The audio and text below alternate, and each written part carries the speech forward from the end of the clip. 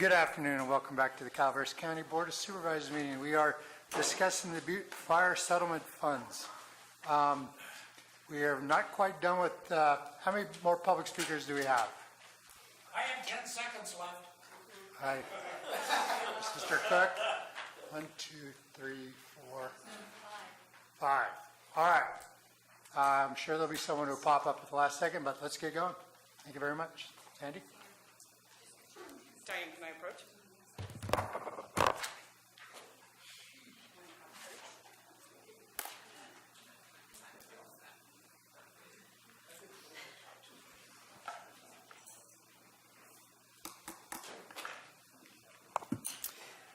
Good afternoon. Last time I stood before you on this topic, I spoke solely as the president of the Mountain Ranch Community Club.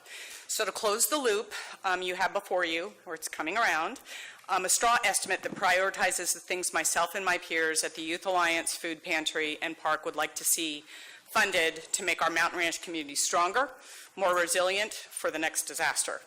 Let me know at any point if you have any questions about those. Allison will go into it in more detail. Today, I really want to focus on Sandy Maitrot as a property owner. I'll be fairly blunt. The Butte Fire Funds are a settlement for the damage done to constituents of Calaveras County. They are an attempt to make us whole. Should they be misappropriated, the Calaveras County could be subject to legal action under California Government Code 815.6, which states, when a public entity is under a mandatory duty imposed by an enactment that is designed to protect against the risk of a particular kind of injury, the public entity is liable for an injury of that kind proximately caused by its failure to discharge the duty unless the public entity establishes that it exercised reasonable diligence to discharge the duty. Directing funds to other portions of the county that were not affected by Butte does not show a reasonable diligence to discharge the duty. So follow me as I paint a hypothetical yet plausible scenario. Mountain Ranch Road just above the spur grade is degrading. There are no natural guardrails left because all the trees have been lost. Imagine someone comes around one of those treacherous corners in winter where the road is degrading badly, hits a patch of ice, and goes over the edge, resulting in a fatality. Assume that publicly this board voted to use the $14.5 million Joshua Pack has asked for to restore roads, and Jack, you have that in your plan, including this main artery and other ways. You have now opened the county up to serious litigation. All one has to prove in the case of Cal 815.6 is the following: that Calaveras County violated a statute, regulation, ordinance, or documented county procedure, that the plaintiff was harmed, that Calaveras County's failure to perform its duty was a substantial factor in causing the plaintiff harm. Pretty straightforward stuff. The only saving grace Calaveras might have to be found not responsible would be if the county can prove that it made reasonable efforts to perform its duty. Good luck with that when the funds are specific to litigation, its ultimate settlement, and said settlement was based upon restoring the damage done by PG&E to the constituents of District 2, many of whom are still dealing with substandard living conditions. I ask that you think about that. Are there any questions? Alrighty, on that I will turn it over to Allison. Thank you. Ms. Charter-Smith. Good afternoon. My name is Allison Charter-Smith. I'm the board president of the Mountain Ranch Youth Alliance and Resource Center in Mountain Ranch. I'm also speaking on behalf of the Mountain Ranch Community Club, the Mountain Ranch Park, and the Mountain Ranch Pantry, which is managed by our Resource Alliance Center. Before you, Sandy has provided you with a straw man. It's a graph with sort of the identified of allocations of where possibly, if you do vote in favor to allocate these funds to our organizations, we wanted to take a possible good first step of sort of where we believe that we need this. And this is all in regards to community resiliency, but also to determine the ability to have us in an event of another Butte or another flood or whatever, right? As you can see from the list that we've identified, there's sort of two tiers. And the first tier is the 1 through 6 is sort of identified as if the county does decide or does allow us to allocate for the $100,000 as pre-identified on Jack Garamendi's list, is very basic things that if we had the next emergency, it allows the community club and the Mountain Ranch Resource Center, which is a first and secondary American Red Cross organization shelters, to be able to be up and running. PG&E cuts the power off, as it did in Butte. We had no power, right? So that's why we're looking for generators, storage for food. There was a lot of food that was donated in Butte. Where do you put it, etc. And the second tier is where we identify there's additional costs. And what we're willing to put, we as the three organizations are willing to put some skin in the game. We've got a little bit of funding that we can identify, and we can talk more about that. But I really wanted to sort of emphasize to you that we've sort of put some thought into this in terms of where we think is the right things that we believe as the organizations to help our community members, as well as that as a reminder to all of you is when you do vote, is that what the PG&E funds were allocated for, what was the purpose, and for in regards to another preparedness of a community, we're asking for you to vote in favor of that. Thank you. Sheriff? Good afternoon again. I wanted to bring to light a couple of things. That some of the folks said through the public comments kind of resonated with me. And one of them was that Jeff Peckler brought this up. I've known him for years. When I was the SRO, he was a principal.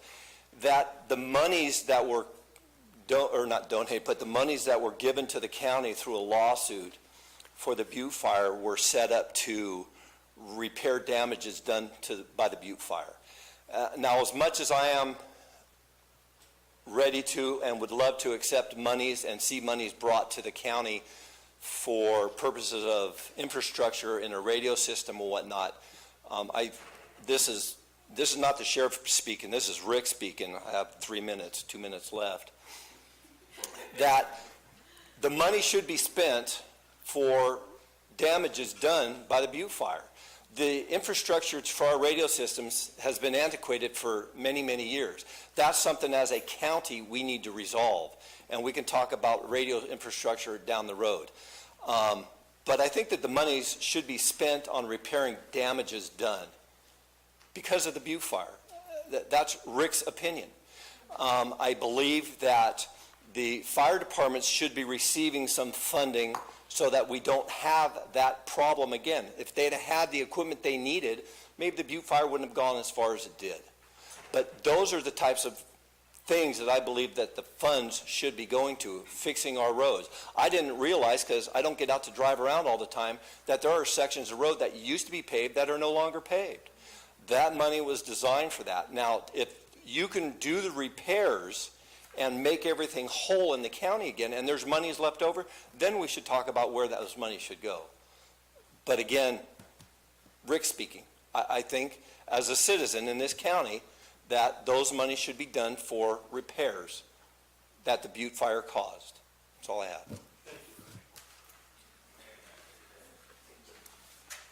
Marty? Marty Crane. So sitting here as the director of the Volunteer Center, and I just can't help but always think all of this is done by our communities. All these venues are developed and built by the labor of volunteers in our communities. And those that can't sling a hammer, maybe they can write a check. And I would venture to say that 99% of the people in this room have given huge amounts of their lives, not just in trying to recover from the devastation of this Butte fire, but into helping to rebuild their communities. We wouldn't have these phenomenal communities if it wasn't for all the volunteers that do all this. So this is it's easy to say the county. Well, who's the county? The county is us. And this is our bank account. And you are the bankers. And so this is for us to decide what we can afford and what we can't, for us to step up and fill the need for the rest. So I know a lot of people have written checks to help and brought along their hammer to help with the new animal shelter up on the highway. Any number of other things. These things would not happen if it wasn't for the community. So this is our community, so if you're passionate about one of the things on this laundry list of projects, and you are able to do that, please write a check. You can tell us where the checks need to go. Okay? Thank you so much. Marty?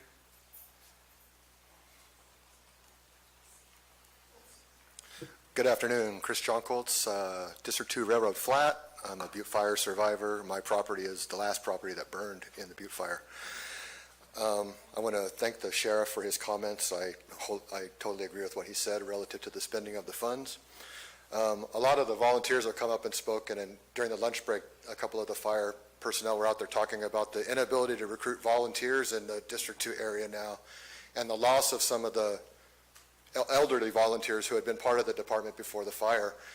And I said, those are the people who are trying to come back there who would backfill that, where maybe the fire has accelerated a change in that district of the demographic that was already happening.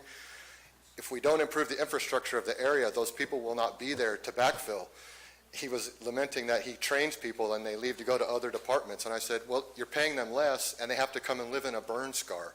You have to give them some incentive if they don't already live here. If you live here and you already love the place, you might come and stay. I'm still here and I'm not going anywhere. But if you're trying to recruit a young man to come here or a young woman to become part of the fire department and they have to live like that for less wages, there's simply no way that will ever happen. They're not going to do it. So the volunteer work we're seeing coming out of the resource center and the youth center is the key to that. If Marita was there at the Empty Bowls thing on Sunday, I think they sold over 150 tickets. And there was a mix of the whole community was there, the young people and the old people, and we all had such a great time. And it's the beginning, it's the seeds of growing a new community and bringing the younger people in who need to be the volunteers in the fire department and learn from these gentlemen while they're still here, the guys who understand what it means to do those things. We need to spend the money in that district to improve it to the point to encourage people to come there. The volunteers have done it all to this point. There's nothing else that's really happened. And they've been able to accomplish so much, and it's just fantastic. We saw it right after the fire with the volunteering that started. A lot of these younger women have arrived since then. They're continuing the process. We've run off some of the people who were going to be part of that process, and if we don't find another way to draw in more families and younger people who want to participate in the community, we'll go back where we were. So I really encourage you to give the money into District 2, and let's look at the infrastructure, but also building out things that are going to encourage people to come to District 2 and want to live there. Because without that, it'll continue to deteriorate, and the next fire will be a repeat of what we've already had. Thank you all.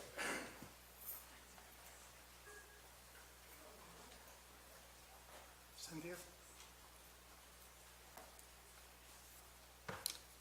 Good afternoon. Cynthia Sanchez, D2. Proceeds from a lawsuit are a reimbursement for a loss. Proceeds from a lawsuit compensate for damages incurred. The Butte Fire destroyed a large portion of D2. The entire county did not burn. The fire did not affect the entire county. The evacuations from D2 did have an effect on certain buildings, such as the fairgrounds, Veterans Hall, and town halls, but these buildings were not burnt to the ground. Since these buildings are evacuation centers and maintenance is not a first priority, roads throughout the county that were affected by the increased traffic due to the cleanup crews, tree removal, these roads should be repaired. But if these roads were not in the Butte Fire, they should not be a first priority. If the road is a state highway, possibly grants can be obtained through Caltrans and federal highways. The county did profit from all the emergency entities, cleanup crews and tree removal crews. How? Those crews spent money in our county while they were here. They spent money at the hotels, the restaurants, gas stations, grocery stores, etc. The fire districts should receive a portion of the proceeds because they all work together in a county emergency. The proceeds from the lawsuit are to be compensated for damages incurred in the fire area. That is D2. unless, I got a full 3 minutes left, wonderful. Unless you lost what we lost, our homes, property, heirlooms, animals, our forests, you really don't know what we endure day after day, year after year.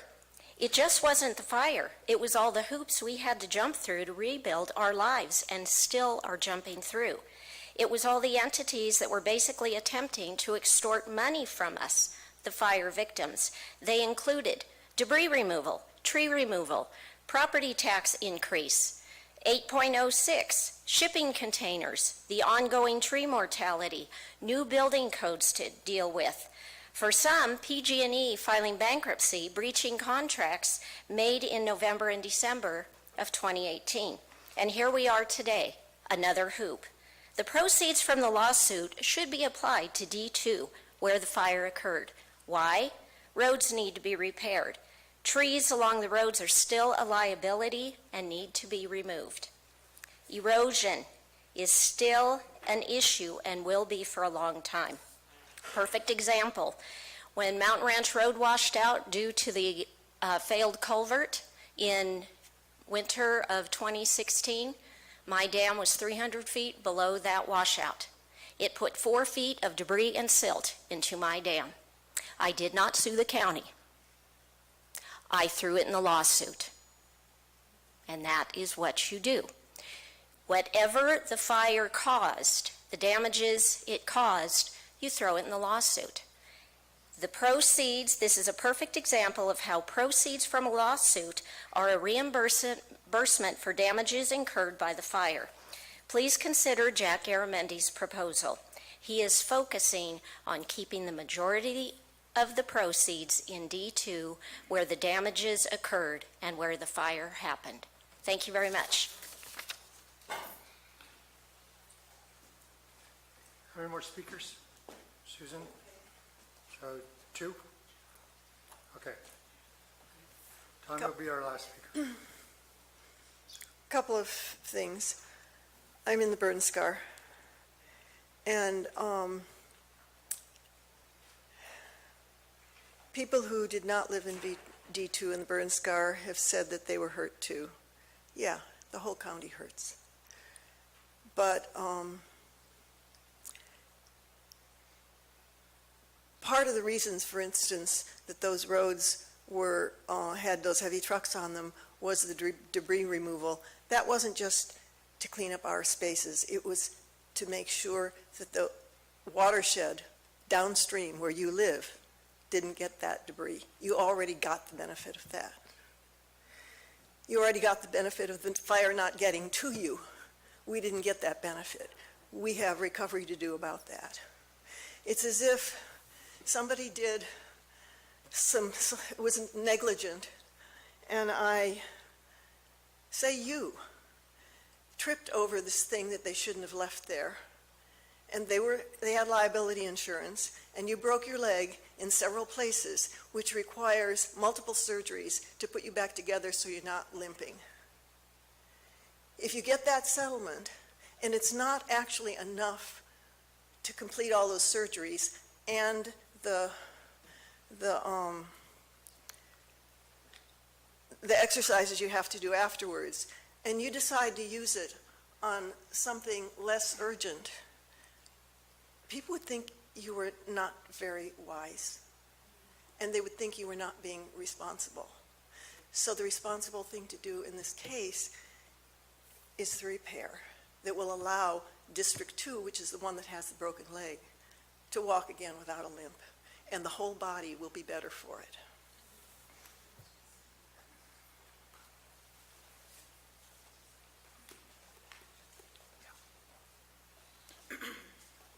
Hi. We lost everything in the Butte fire. The fact that you haven't driven the roads in D2 means neither of you have seen how people are actually living in the burn scar. Property taxes can't be collected from properties that don't rebuild. The county should be helping to facilitate that instead of creating more barriers. It's hard to rebuild homes in areas that don't have access to repaired roads. The roads need to be repaired. I agree that the communications need to be improved. Our best communication came from LA during the chaos of the fire. As we were evacuating, we heard from LA to get information that we needed to leave. It would be great to fill your black hole with Measure C taxes to cover upgrading the communication systems, but you chose a ban instead. $5 to $6 million to cover the cost of communication. The general fund would be $17 million or more in the black, but that wasn't collected this past year.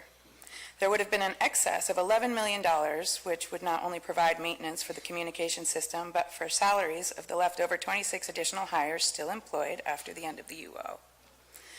What is being done to improve the economy in D2? We feel like we've been forgotten about. Thank you. Tom, you're our last speaker? Or Beth, were you speaking? No. Okay. Beth will be our last speaker. There's a lot of things about this process that I'm not really approving of.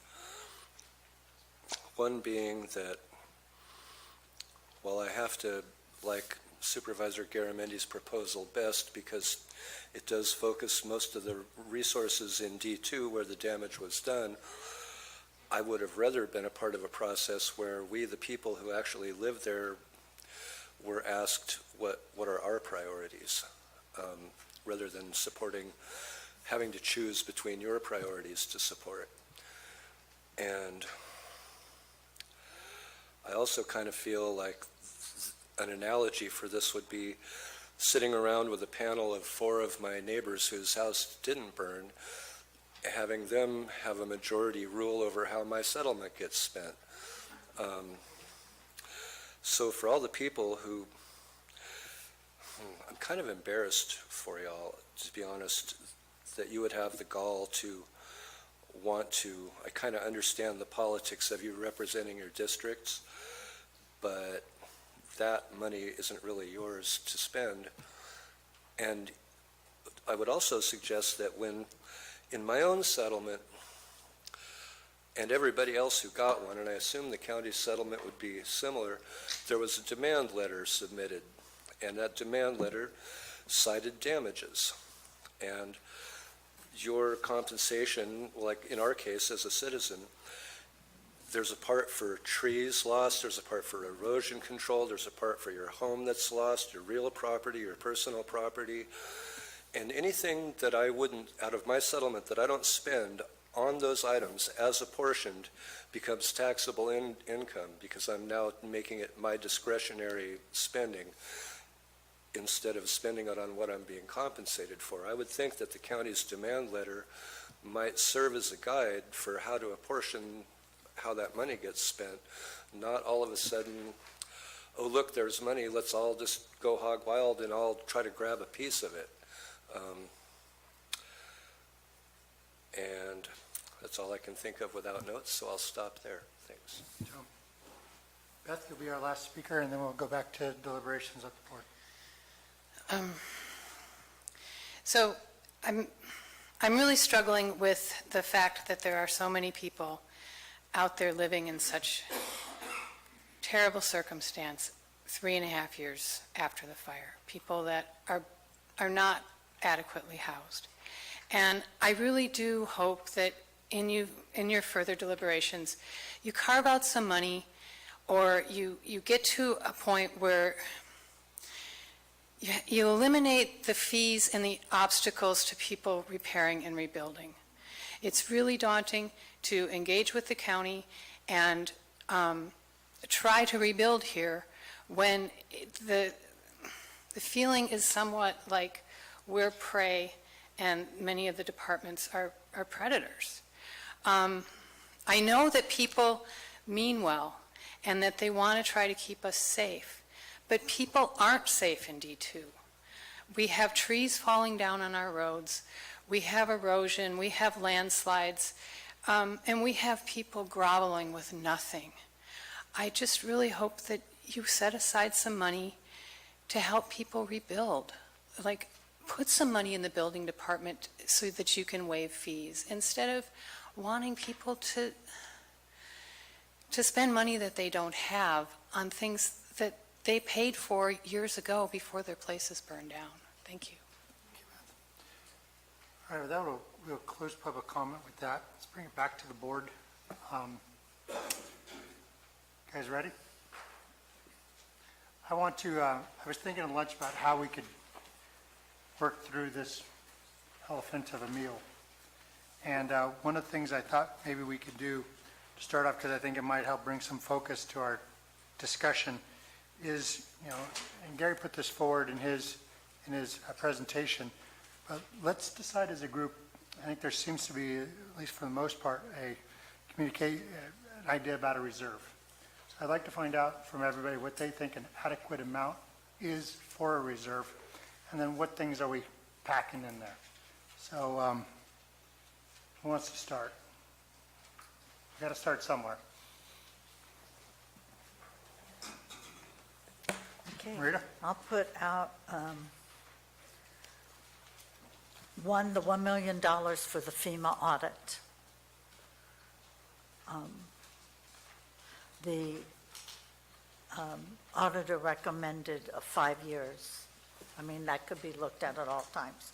So I think that seems prudent based on what she said, because that's gonna have to come out somewhere.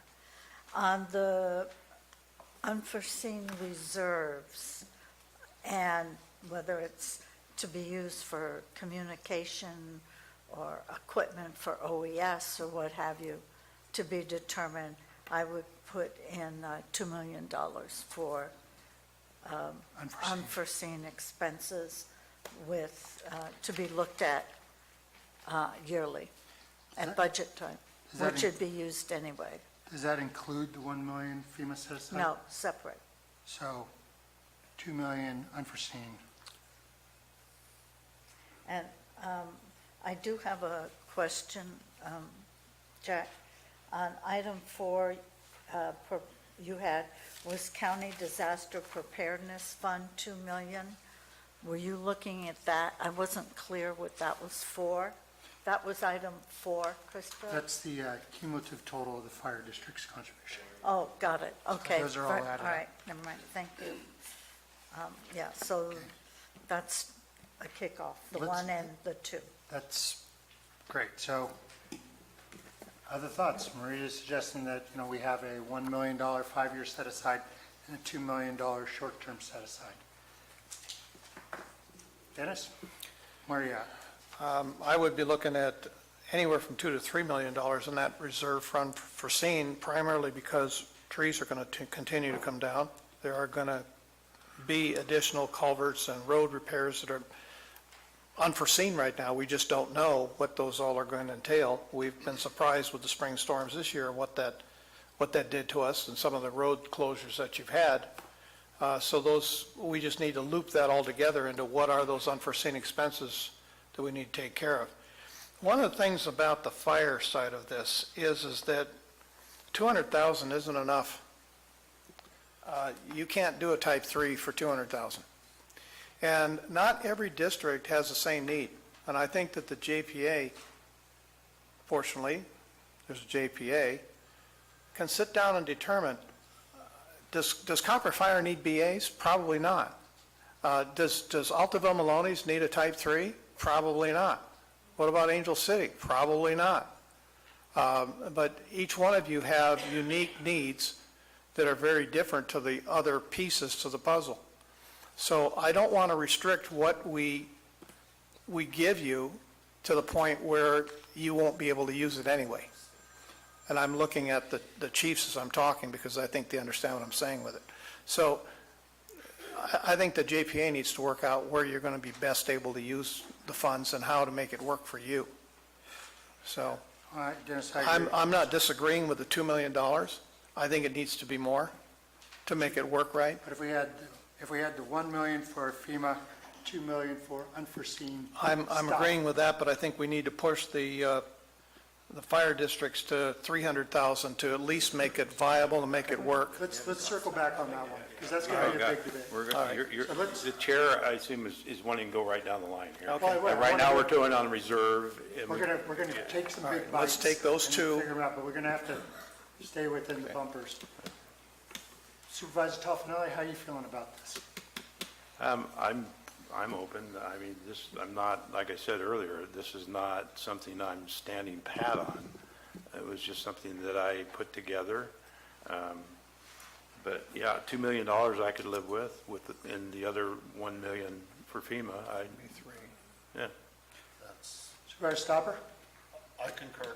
That's a very good starting point.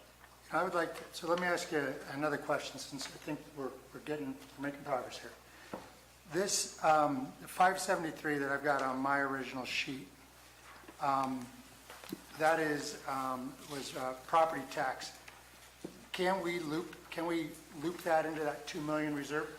Because otherwise it's just going to go, I mean, the general fund, I mean, this is a contingency, so we don't have a timeline on it. So when we need it, it's there for whatever we need. Can we take that 573 and make it a part of that $2 million undesignated fund? Well, that's a one-year number, Well, yeah, I mean, it's a real number, it's Right. dollars, but it's a one-year number. What are you going to do next year, the year after that, the year Right. after that? but it's going, if we have that, we have this $2 million unforeseen circumstances. What about tapering it? What do you mean? In other words, you'd be 573 this time, but tapering it in over a subsequent 3 years or 5 years. We're only getting it once. We're only getting $20 million once. I'm just saying, as far as the set aside. But it's set aside, well, how we decide to spend that is this board's decision. Would that be unacceptable for helping add up to the 2 million? I don't know. I would not. I'd keep that separate. This issue with lost property taxes and the issue of expended general fund dollars are separate. I think that reserve is, if Josh comes back and says, look, whatever money we give him, I need another $500,000 I can complete these projects, then we have that in reserve. We don't know where his projects are going to go until we get RFPs out there and know exactly what's going on. So I think the general fund expended a lot of money, is missing a lot of money over the course of not only during the fire, but after the fire. And that needs to be replaced. As we talk about damages, that's damages. Okay, so I got that. So we'll hold that, we'll circle back on that later. So there seems to be a bit of consensus. We set aside the $1 million for 5 years for FEMA review. We take $2 million right now and we put it aside as a reserve. I'm trying to look at this and figure, are there things that are part of that $2 million sort of emergency fund? And I don't see them yet, but let's keep our eyes open. Next item that's a big ticket item is, well, let's get to the, well, we're going to have to figure out how this reserves line here. Crystal, why don't you put in 2 million? See what, and we'll start doing math. I thought you were stacking in the FEMA money with that at the same time, so make that 3 million. Oh, Okay. it's going to be just for the function of this. For our purpose, we are stacking in, Ben, but Okay, I think it's going to All take right. a little more understood. Excel experience than any of us may have. And can I just get one clarification? So when we're talking about the property tax losses, those are property tax losses county-wide. So it's not just the general fund, it's the fire districts, the school districts, all of the taxing jurisdictions. That's where that number comes from. Does that make sense? No, AB8, your favorite subject. I don't understand, but I remember when we discussed this. Yeah, so is that? the losses of property taxes, so even when you look back when the state had backfilled the property taxes, it wasn't just to the general fund. That dollar amount represents the loss of taxes countywide. But we're not planning, in our settlement, we didn't plan to distribute these monies out of that, did we? Is it general fund, is the money the same color? Is it going into the general fund? Or do we owe it to somebody else?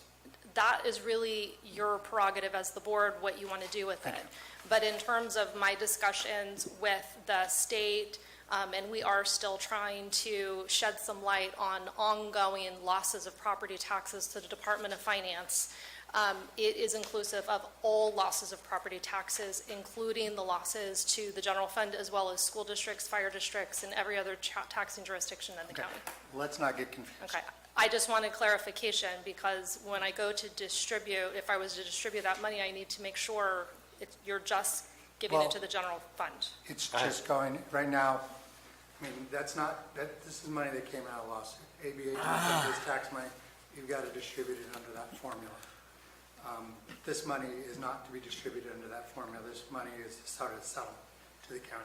Okay, I just wanted to make sure. I have one question that pertains to that. That's 1 year, That was 1 year. so that doesn't include recurring? No. So we're 4 years down the road? Yes, so the information that I have given the Department of Finance, in case there's any possibility that our county can be included in those discussions for multiple year backfill, have gone from year one loss all the way through, I think I did to 2028 or something like that. Didn't we get reimbursed by the state for lost tax revenue for year one? 1 year, for So year it's one. year two forward. But It's year two they're forward. still in discussions on backfilling it, so the state's Correct. discussing whether they're going to or not, is what your Correct. point is? Yes. Okay, thank you. We're Okay, that's all. let's just keep chewing on these big ones. That's a good point. I do have Supervisor a question. Toffenali? Given that fact, and this is 1 year, and it's countywide, is there a figure that actually the county itself, Figure about 17% 17% of the 500 and, okay, so, of just straight property tax loss, yes. okay, thank you, Rebecca. Let's talk, is there just going down the big ticket items? And I'm not starting with the Butte Well, because that's the big. And I would like to back up to your question earlier before Rebecca spoke about the general fund dollars being reimbursed. She said only 17% of that. So if we take 17% of that figure, 500 and something, we can come up with some more money that you were looking for to backfill for this $2 million reserve. So I'm figuring whatever 17% is. You want to do 17% over a 3-year period from the 1 year that the state reimbursed? Whatever the board, but if it includes, the total amount was not the total loss out of the general fund, and I was looking at putting the total loss of the general fund and property taxes back in there. If you want to do 3 years, that's a discussion we can have, but I was going back to the Supervisor Garamendi's question a few minutes ago about that money. I think that's a good point. So if you what I go- think you mean is we'd be taking $100,000 out of that amount, or 17%, it's about 101,311. Yeah, it's about 101 something. And then we put that into the reserve fund. Well, into the replacing the tax loss. And then the remainder of the 570 or whatever it was, which would be for whatever, we have that now to float back and forth here. So would we put the 100 in, or the remainder, bigger or smaller? The remainder is what he's talking about into the Okay. reserve fund. Okay, great. So, It gives you 472 as a does that sound right? functional balance. Krista, can you take 472 out of the line item? What's 5. line item 5, and place, just take that out?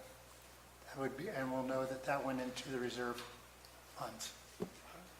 Our goal is to get to zero. Fortunately, I went to high school and they still did home economics. I can do that. I thought Susan would do it.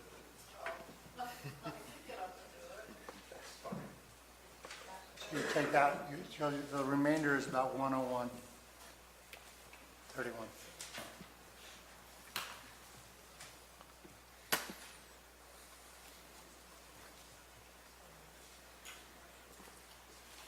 Okay, that's good. All right, see, we're making progress.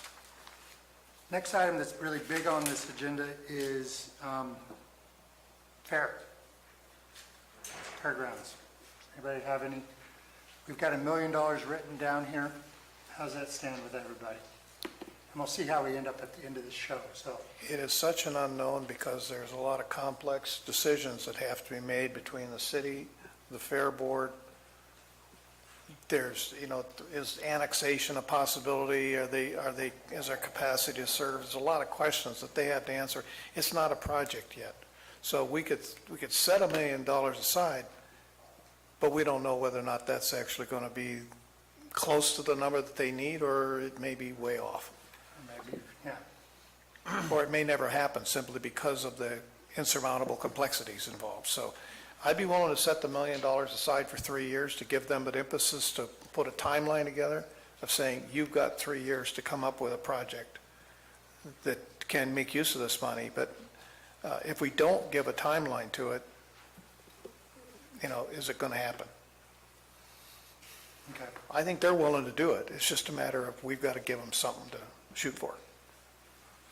All right. Red Stopper?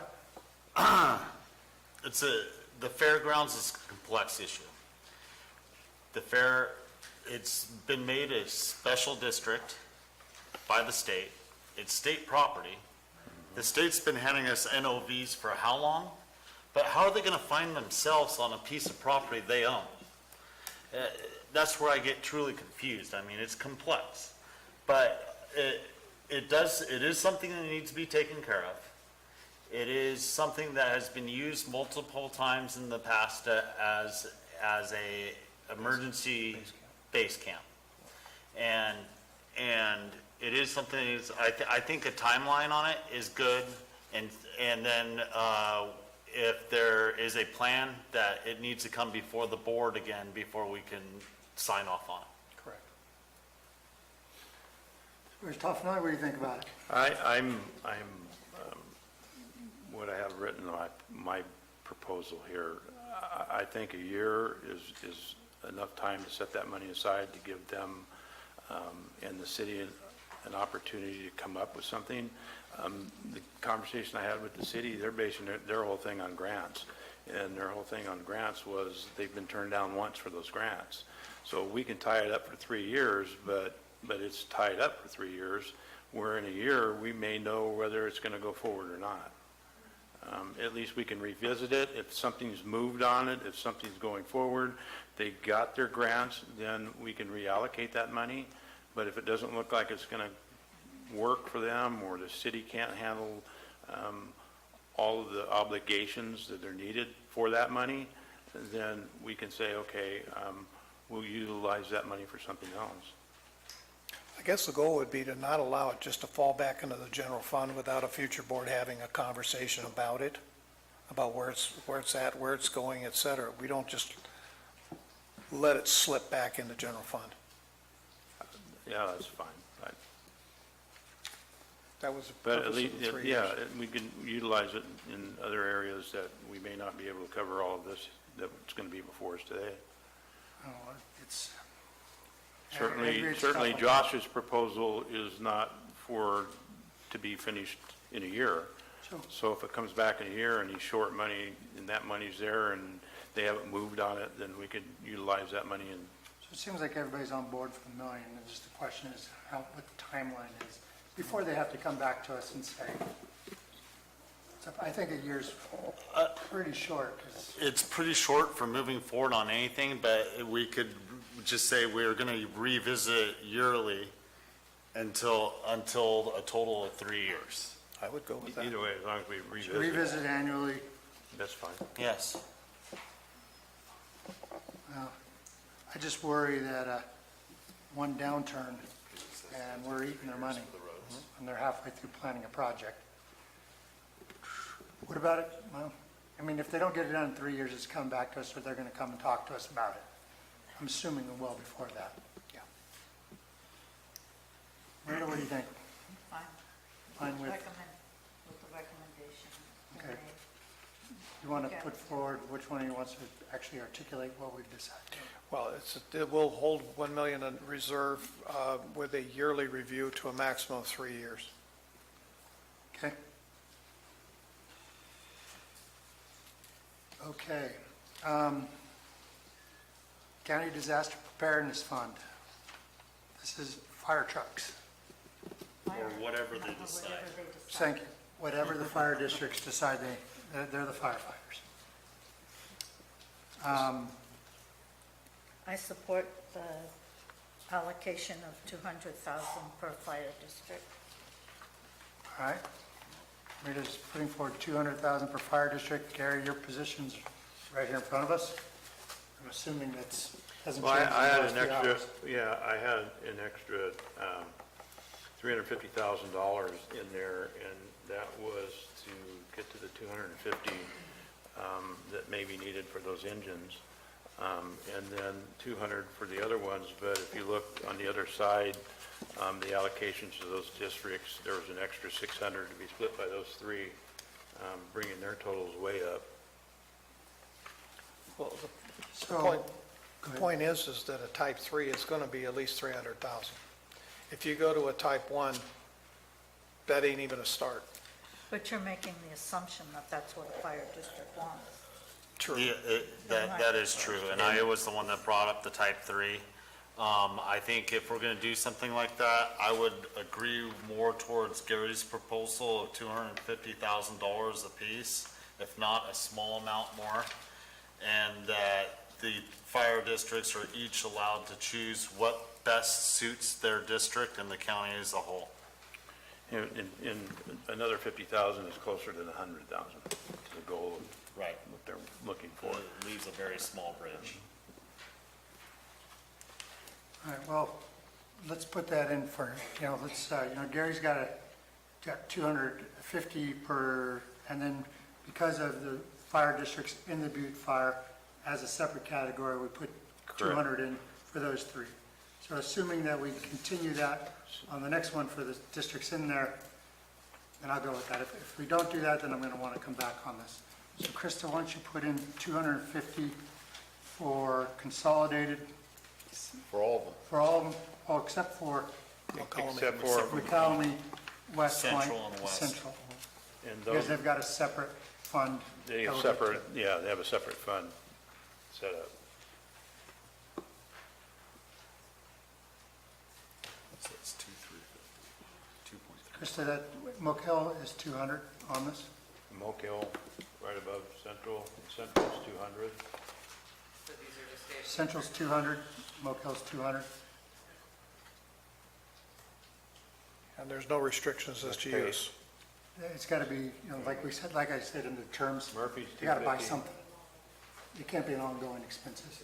What, no ongoing expenses? Does Ongoing. everybody agree with that, though?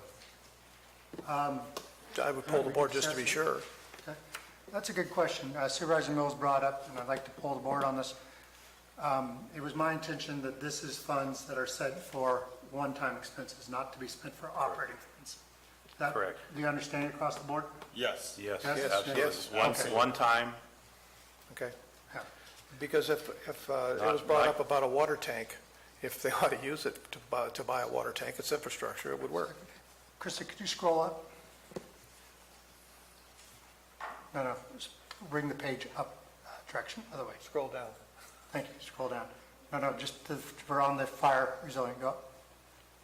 Stop. Does that look right to you guys? yeah. Yes. Okay. One time, Mike, one time, and not for your salary.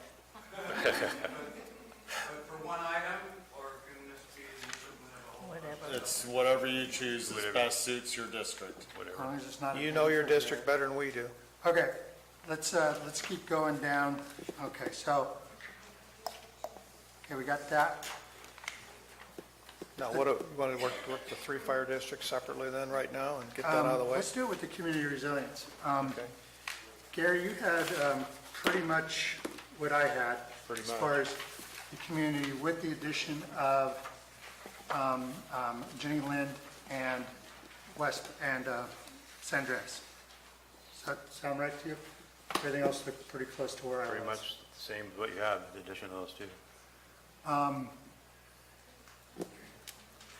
So, you know, let's bring down Jenny, let's scroll down to Jenny Lind and see if we got numbers put in there yet. I don't think they're included. They're not in there yet.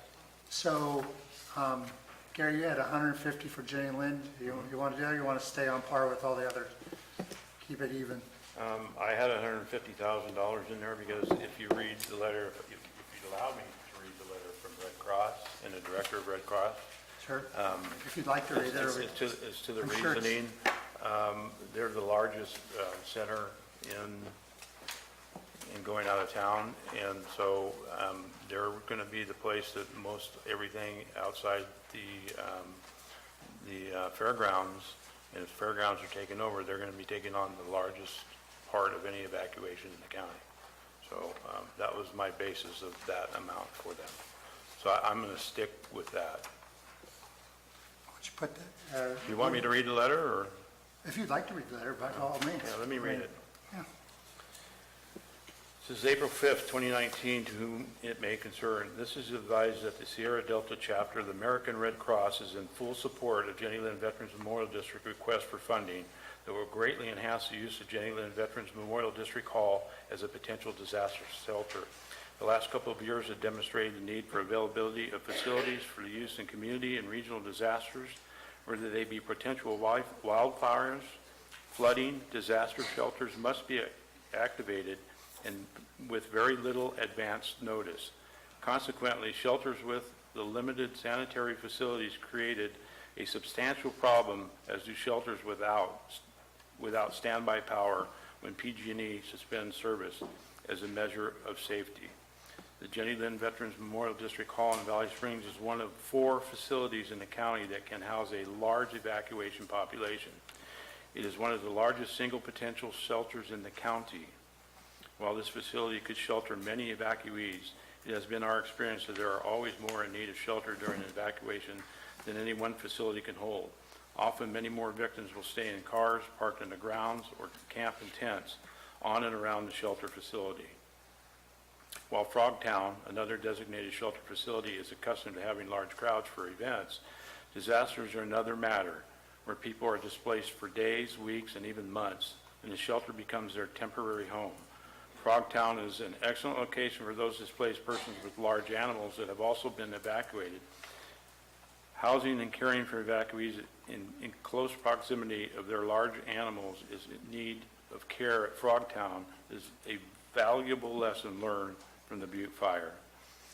It is our understanding that the county proposes to allocate funds to assist in preparation of our next disaster where evacuation shelters are needed. It is our hope that some of this funding will be used to purchase equipment such as standby generator for the use with PG&E suspended service or the power is interrupted at shelter because of disaster for several days.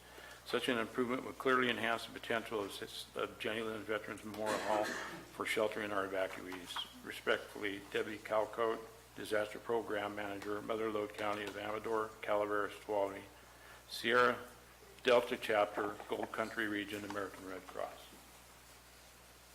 So, those are my reasons. All right, thank you. I cannot run a spreadsheet and try to do a meeting. That's not going to work. Can I iterate something here also? We haven't touched that I had set $2 million aside, and with the sheriff coming forward on what his statement was, we may want to look at that next, or even inclusive to this, of some of those funds, if we're not going to decide to go down that road with communications with the sheriff's comments. So, Well, let's talk about the communications. Well, hang on, let me just, we're kind of, other things, community resiliency. Before we wrap that up, I think the one other piece then to this puzzle, if we consider the fairgrounds to be the primary evacuation center for Calaveras County, is there something that we can do to assist them in ensuring that resiliency works? Do you remember they had an electrical problem during the time of the Butte Fire out there? Supervisor Mills, I think you got a good point, and maybe got an idea. Okay, If they can do it for under $1 million, their septic, their sewer system, the extra can go they towards, could come and they could ask to keep the extra for other upgrades. let's just add that in then. This- We could put that in the comments, as In the one of the comments. terms. Great, That thank you, work? that works. All right, Just so I'm clear, just put in the comments next to that, if there's a remainder, they could come back to the Board of Supervisors and petition for what they do with the remainder. It incentivizes people to do things I agree. efficiently. Not that the fairgrounds, they know how to live on a shoestring. It's still the $1 million. Okay, so, the only, we're going to have to do some math and figure out where, Krista, can you go down to the bottom and tell us how we're doing on our sums? Okay, so we're $1.8 million. $22.1 million, 1.9 million pretty much in the hole right now. Okay. That's because we still have the road. We haven't gone up to the top yet on that one. And then is the $2 million? You didn't put the, For communications, not even in there, so. but you didn't put anything in yet for, those two? for San Andreas or Jenny Lynn. Okay, put in 150 and 100, see how it goes.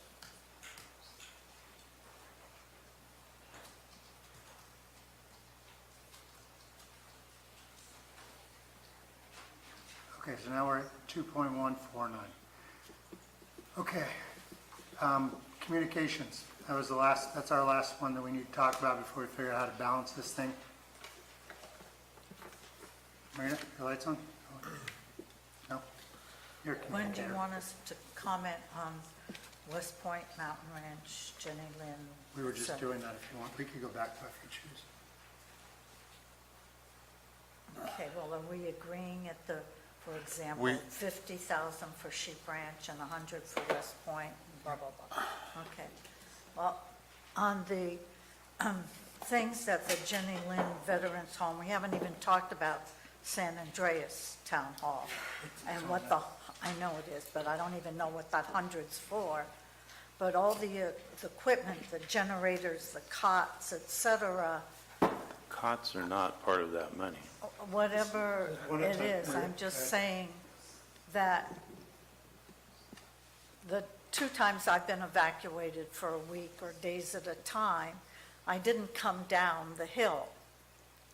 So I think, like, for example, if the fairgrounds is going to be considered an evacuation center, then we store it. So if a generator is needed in Bear Valley or Independence Hall or at Murphy's Fire Hall for evacuations in the Ebbets Pass area, then you tap it. If it's needed in the Valley Springs area because of flooding, then you take it to the Valley Springs area, that it's rotating supplies.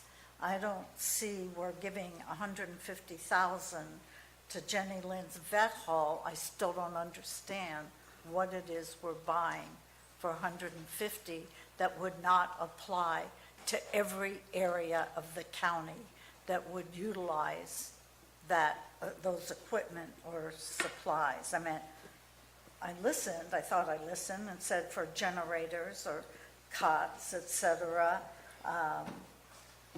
And they talked about 4 areas in the county being Red Cross certified. I'm not sure what that meant because I stayed at Michelson School.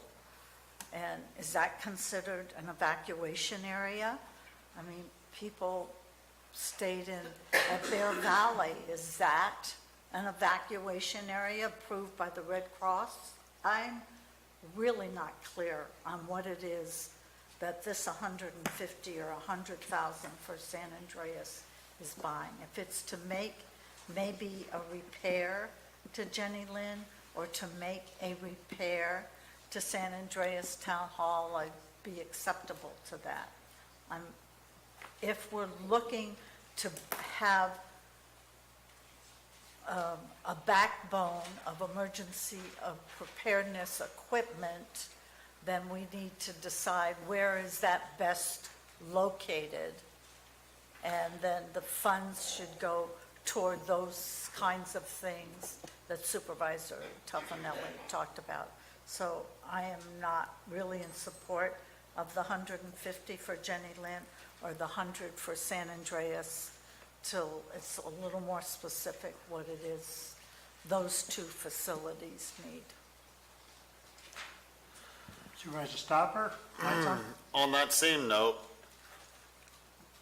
if we go back to the Butte Fire, I don't see any of these that were damaged by the Butte Fire.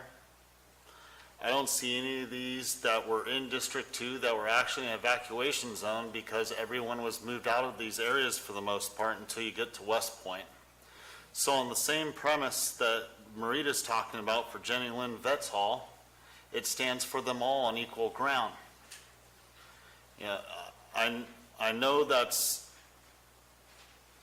but these are community centers. Hardly any of them are Red Cross certified, other than, let's say, a few. I know Jenny Lind Vets Hall is, apparently. But it's Sheep Ranch Fire, McColmy Hill Vets District, I assume that's the town hall. The Railroad Flat Community Hall, and the Mountain Ranch Community Hall, all those towns were evacuated during the fire. People weren't staying there as a place to fall off at.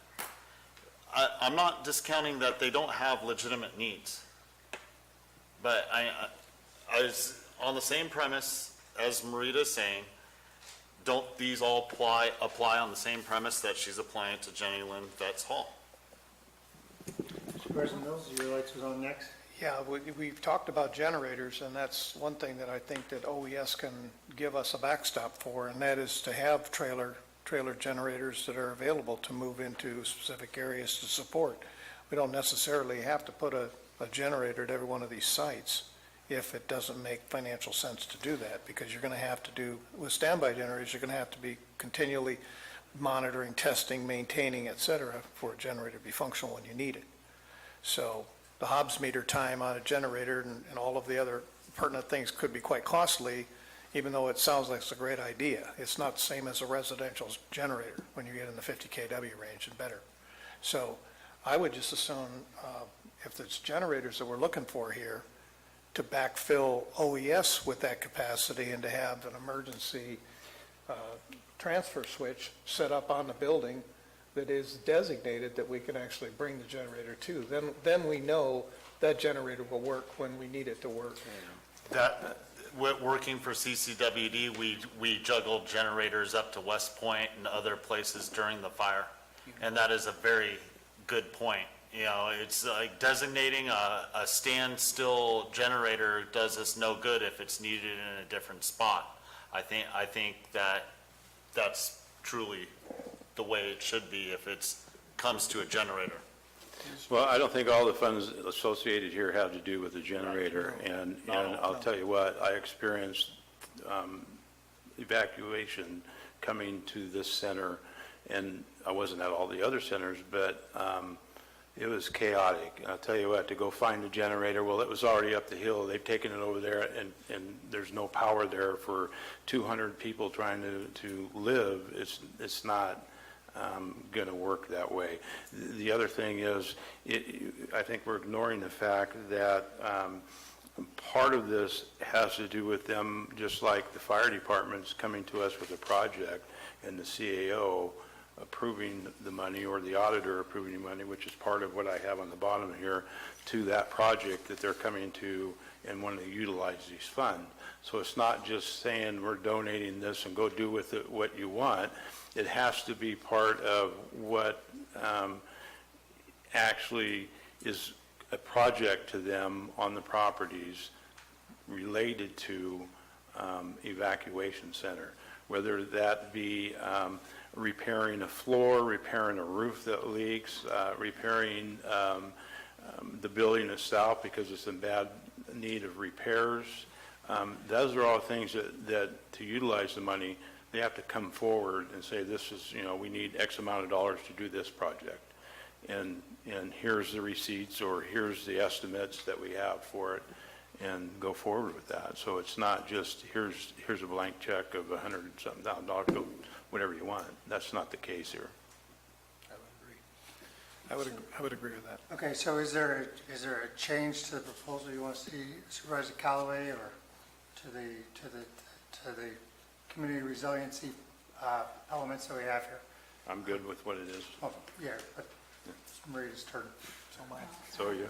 Unless there's something specific for repair to the Jenny Lynn Vet Hall, as Supervisor Topanelli talked about. Oh, thank you, sorry. Unless there's something specific to the Vet Hall or San Andreas Hall in terms of a repair, which is keeping with what the others are for, I could support that. I cannot support any of the other things that were mentioned unless we do something like Dennis mentioned through OES or stocking it at the fairgrounds. So I cannot support this. And, I can't address, the only one I'm real familiar with in District 2 is Mountain Ranch Community Hall, and I know they were there for 3 years, feeding, clothing, doing laundry, helping people with services, and so forth. And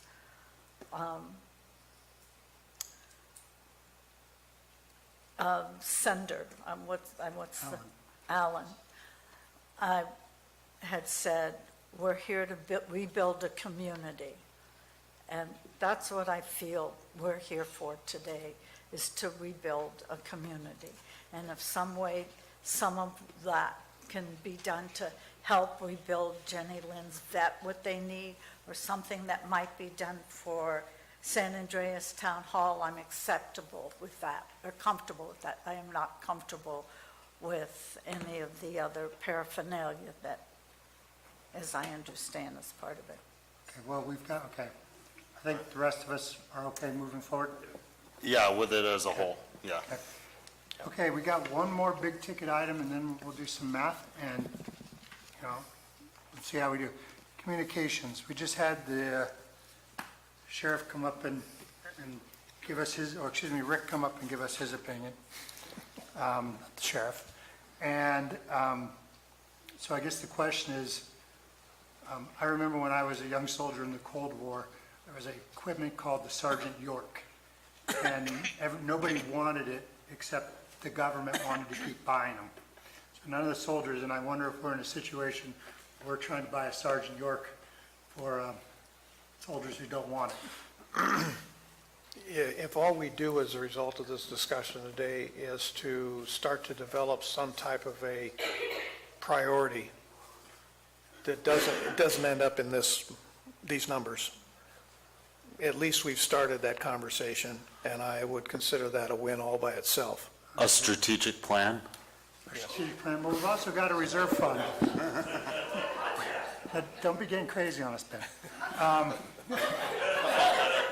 down. It's been a long day already, we've got the reserve fund, that is, if we have, like, that is there. That might be, a project that's brought forward as we move forward. It might even be a small piece of it, but we can talk about it at a later point.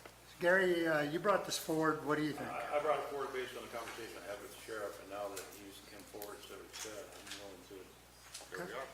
So let me lay out, so Krista, why don't you put a zero in Got front of my that? microphone on, I'm sorry. Unless, let's, guys, we're pretty close here. We're $2.1 million Right. out of 20, we could do this. So, we have to, if we could find $2.149364 and get it to zero, and all agree, that'd be pretty impressive. Ben? There's something here, look, I think we're in concurrence right now, we can leave the zero on the communications, that's what I understood.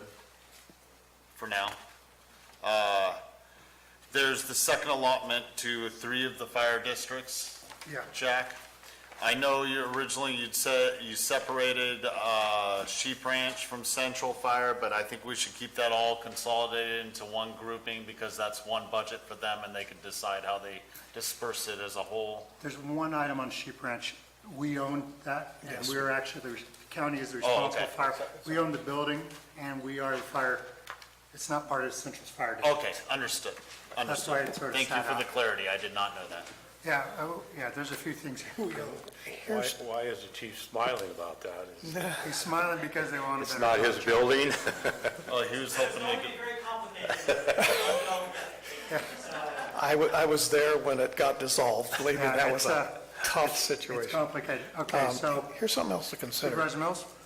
How much of this money is going to be carried over to the next, let's say the next budget year?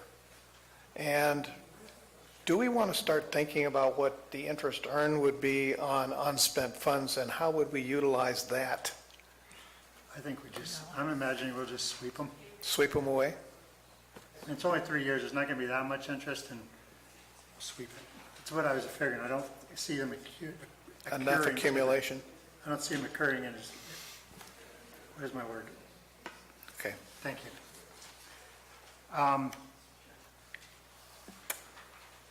I think that, if we've got to come to, Krista, can you go back down to that bottom number?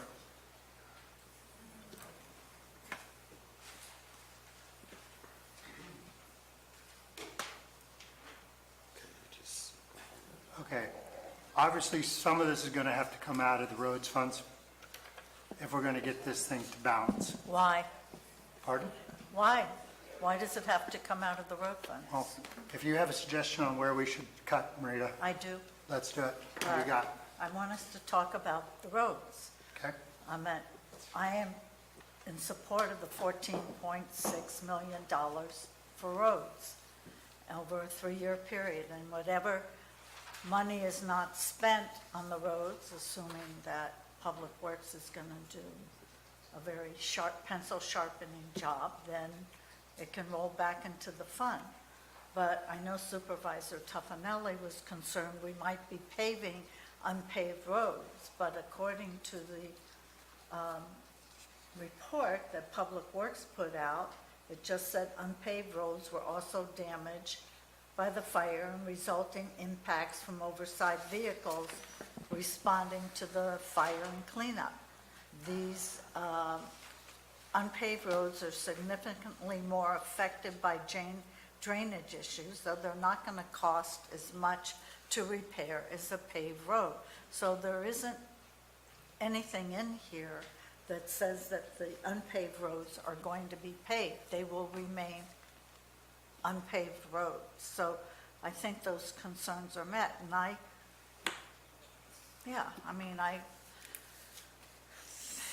drove some of those roads. We were at Terry, wherever Terry is, if she's still here, she asked us to drive the roads. And, I don't remember which ones were or were not impacted by the fire. But I will tell you, if you don't use the money, I will, because I have roads that are big potholes too. But this is where the money needs to be spent. And I am in support of the 14.6 and not start saying, well, let's take a couple of million from that. And, either we're going to buy into the report that Public Works put out and hope it comes in less, then I would rather say, well, let's take 2 million out and have Public Works come back in 2 years and say, I need $2 million more dollars. So I'm going with the recommendation of staff for the 14.6 million for roads. So Okay. that being said, you want me to cut more? If Cut you've got some? ideas, tell me where you want to cut. Okay. Where we're at.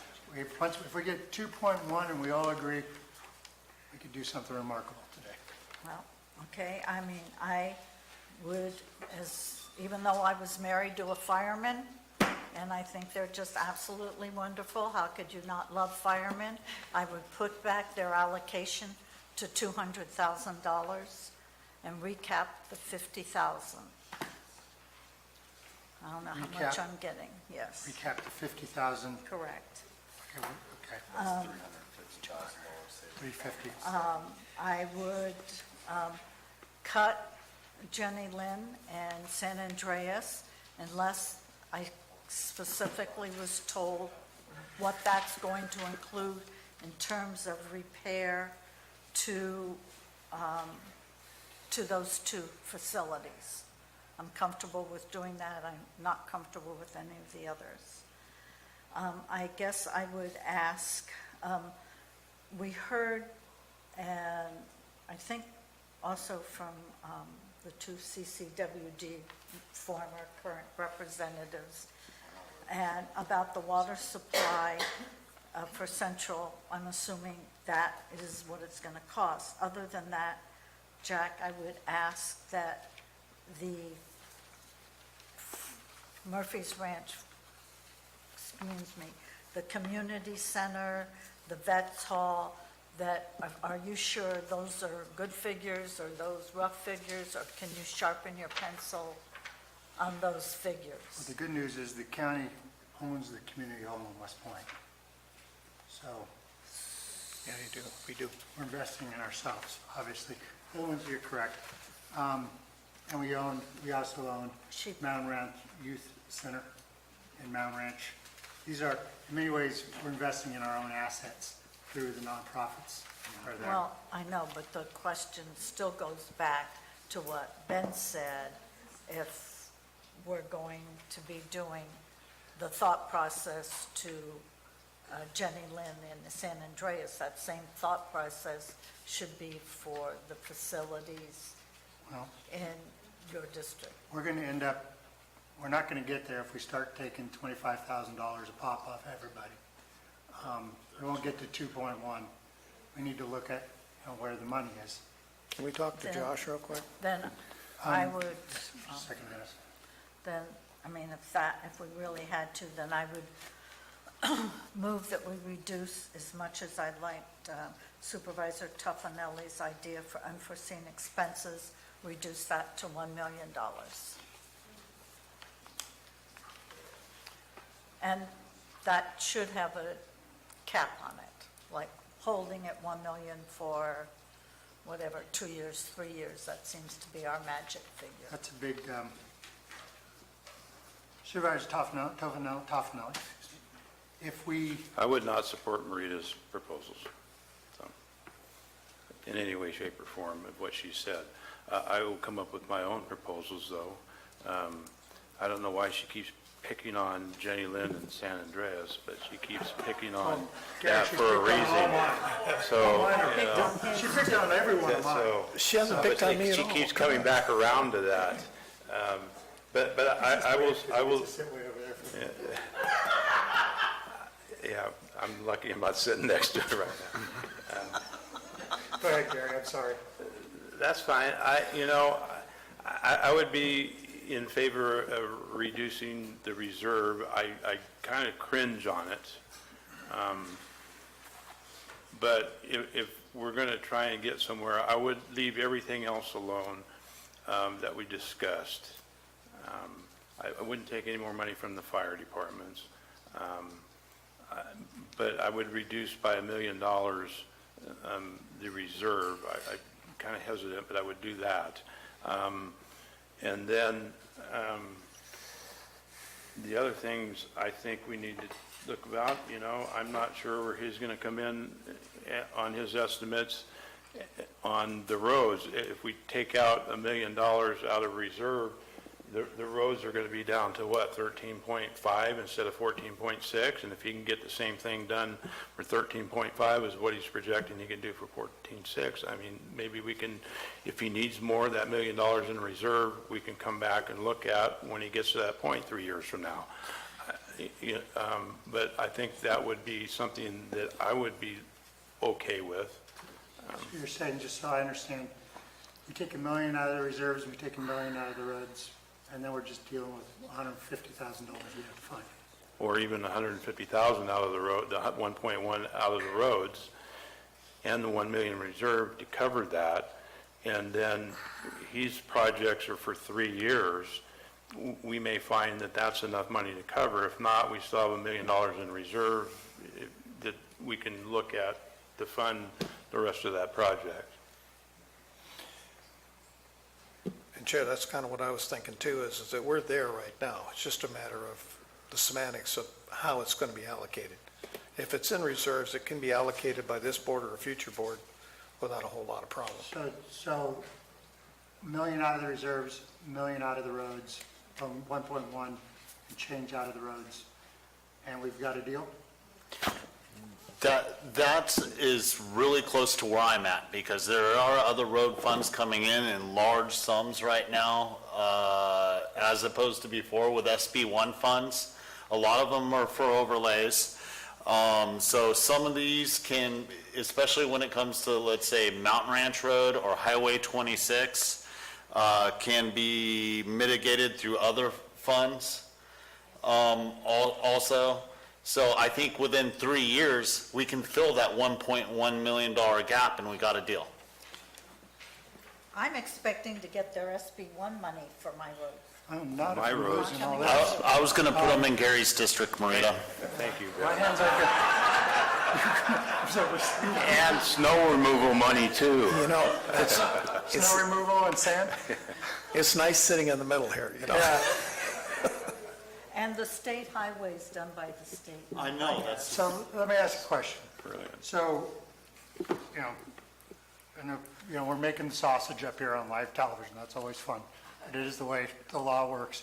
So we come out with, we take $1 million out of the reserves and 1.149364 out of roads, and we've got a deal? With what Gary has put in here and everything else we have up on the Let's- board. Then let's, What's on the board? It's on the board. That includes Chris, would Jenny you? Lynn. Chris, and go- San Andreas. Go to the 2 million reserve and take out $1 million of that. 13.5, she got it, she already got it.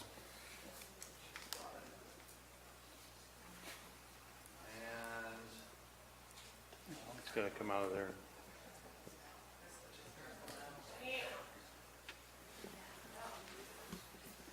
Let's see, can you go back up to top and take it down real slow, Kristen? So 13.45 Good Fire Roads, $1 million, is this county set aside? For FEMA. For FEMA. $1 million is fairgrounds. 2.35 is fire districts, that's a better term. That 101,398 is going to go back into the general fund. The 50,000 Sheep Ranch, 100,000 West Point, 250 Central, 150 Central to recover, going down, Kristen. 150 West Point Emergency Preparedness Recovery, 150 Moke Hill, 100 Mountain Ranch, 100 vets, local vets, 50 Resiliency Railroad, $1 million in reserves, 150 Jenny Lind, 100 San Andreas, total of $28,252,034, and that is what we. $34. There is 98 cents in the, And we're gonna round the 98 cents. so. That would be I would give it to Marita for I'll snow consider $1 removal. now. Yeah, we can use that on snow removal.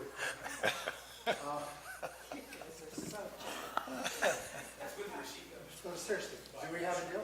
That sound right? Well, then poll, a thumbs up? poll the board. Do we have a thumbs up? Okay, well, actually, I'm just looking at. You're looking for a motion, you need a motion in a second. All right, I move we, that forward as is. is there a second? Second. All in favor? Aye. Opposed? Aye, me. You're opposed? Aye. Passes 4-1.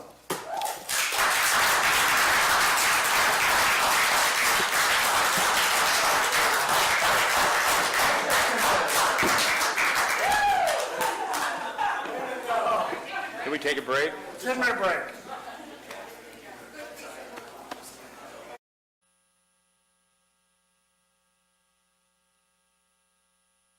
Susan? Hello, and welcome back to the Calaveras County Board of Supervisors meeting. We are on, excuse me, can you close the door, please?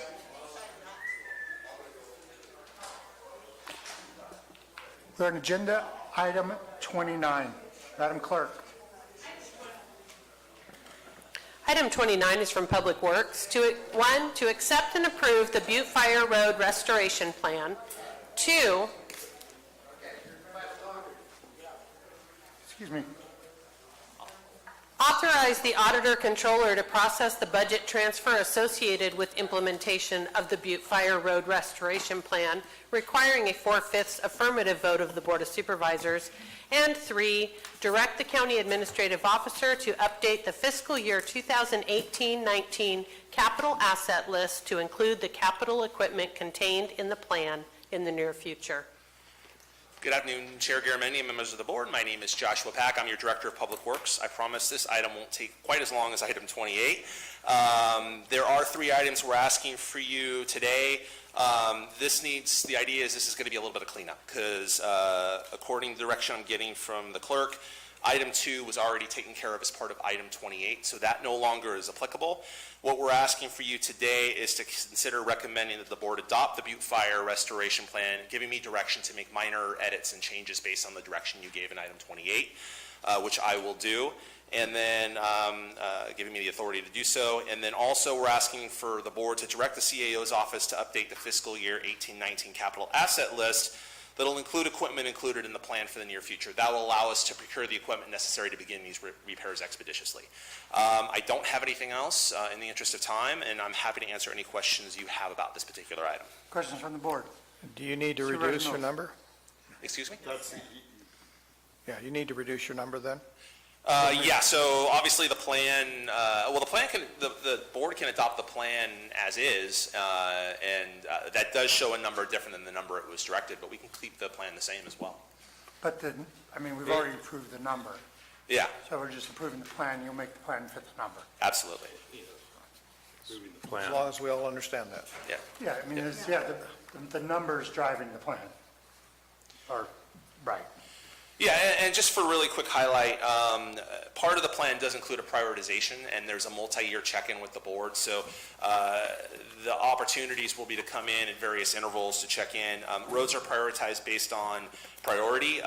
Those are listed, some of the roads that we've heard today are listed in priority 1, roads like Jesus Maria, Mountain Ranch, Railroad Flat.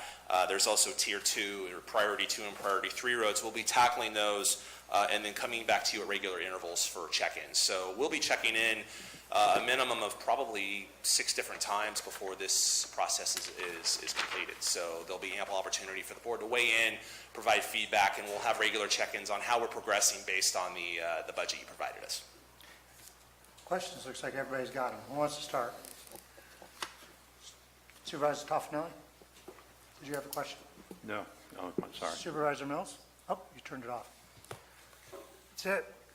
Public comment. Seeing none, I'll bring it back to the board. Is there further discussion or motion? Moved by Supervisor Callaway. Is there a second? Second. Second by Supervisor Stopper. Call a vote. All in favor? Aye. Opposed? Passes 5-0. Have a good night, Josh. Thanks, Josh. Okay, I am recessing the Calaveras County Board of Supervisors meeting. I will call to order, and we are convening as the Air Pollution Control District Board. Item 30 is from the Air Pollution Control District. 1, authorize the board chair to sign the Community Air Protection Program grant agreement.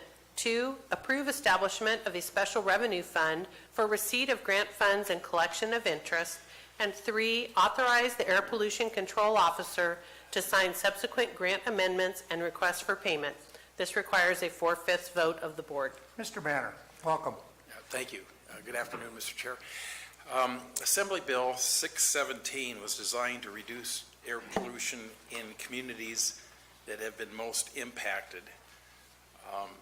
And the state put out this Community Air Protection Program grant, and it's really designed to be working with communities, working with groups that are interested in working on air pollution issues, monitoring, things like that. And then communities can apply for their own grants after that. And so the grant is for $16,994, for which we kind of designated the $6,994 for supplies that might be purchased and $10,000 for cover staff time. These are activities that are required under Assembly Bill 617, kind of charge the state air board and the local air districts with working with communities like that. So that's kind of the essence of this grant request proposal. Any questions from the board? Supervisor Hoffman? No? Public comment? Seeing none, I'll bring it back to the board. Is there further discussion or a motion? I'll move this item. Moved by Supervisor Toffenelli, Second. second by Supervisor Mills. All in favor? Aye. Opposed? Passes 5-0. Thank you. Next item, 31. Is item 31 from the Air Pollution Control District to authorize the board chair to sign annual point source emissions data grant agreements and the air pollution control officer to sign associated grant amendments and request for payment. Requires a 4/5 vote of the board.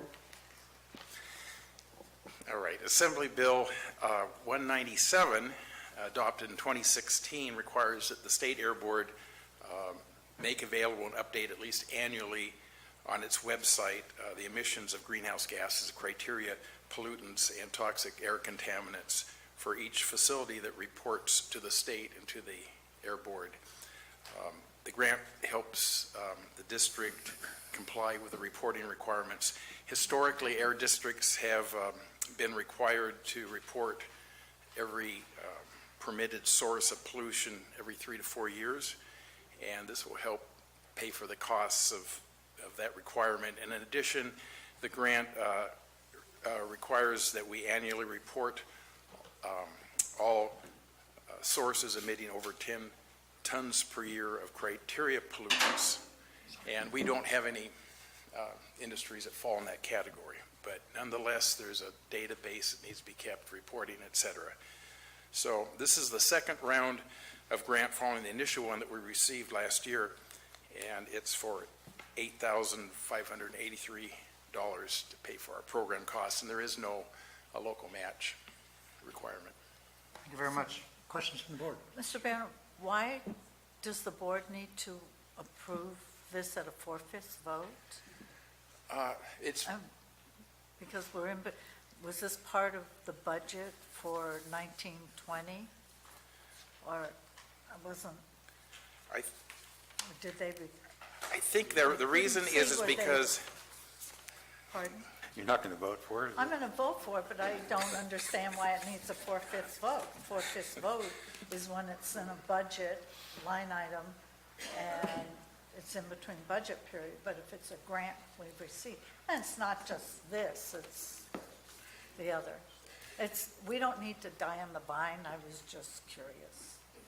Yeah, I understand that any new revenue coming in needs to go to the board. The board chair has to sign off on that. That's my understanding of that requirement.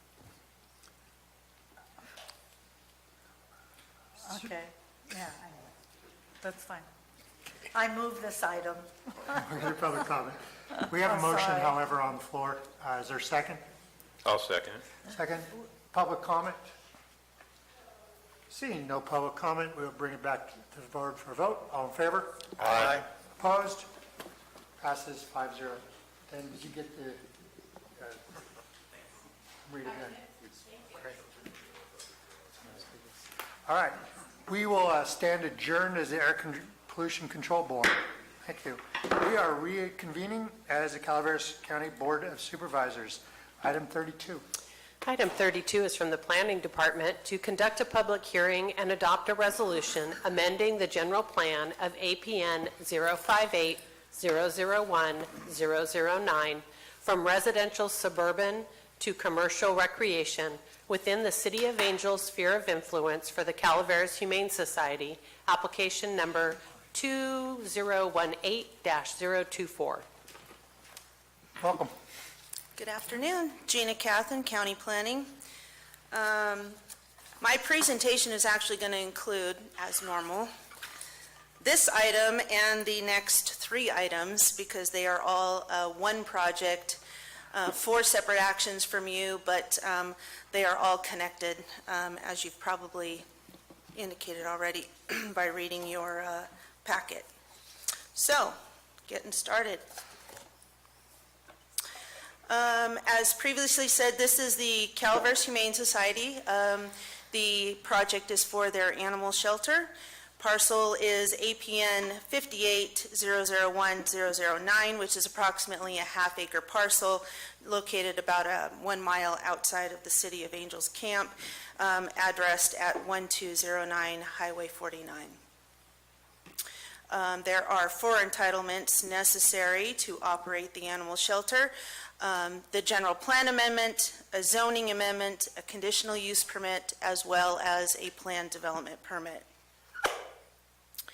Currently, the parcel sits within the City of Angels sphere of influence, designated as residential suburban.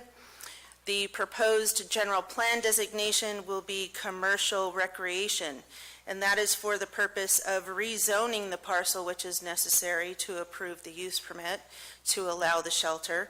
Currently, the parcel is zoned C2 PD, which is general commercial with the planned development. In addition, that the current zoning is actually inconsistent with the current land use designation.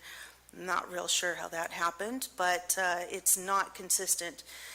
Proposed is the zoning of RCPD, which is known as recreation commercial, or I should say rural commercial, and that happens to be the only commercial zoning that is consistent or compatible in the Angels Camp sphere of influence. And that is the zoning that is needed in order to get the use permit to allow the animal shelter. So the animal shelter, by best definition in Title 17, is a commercial kennel.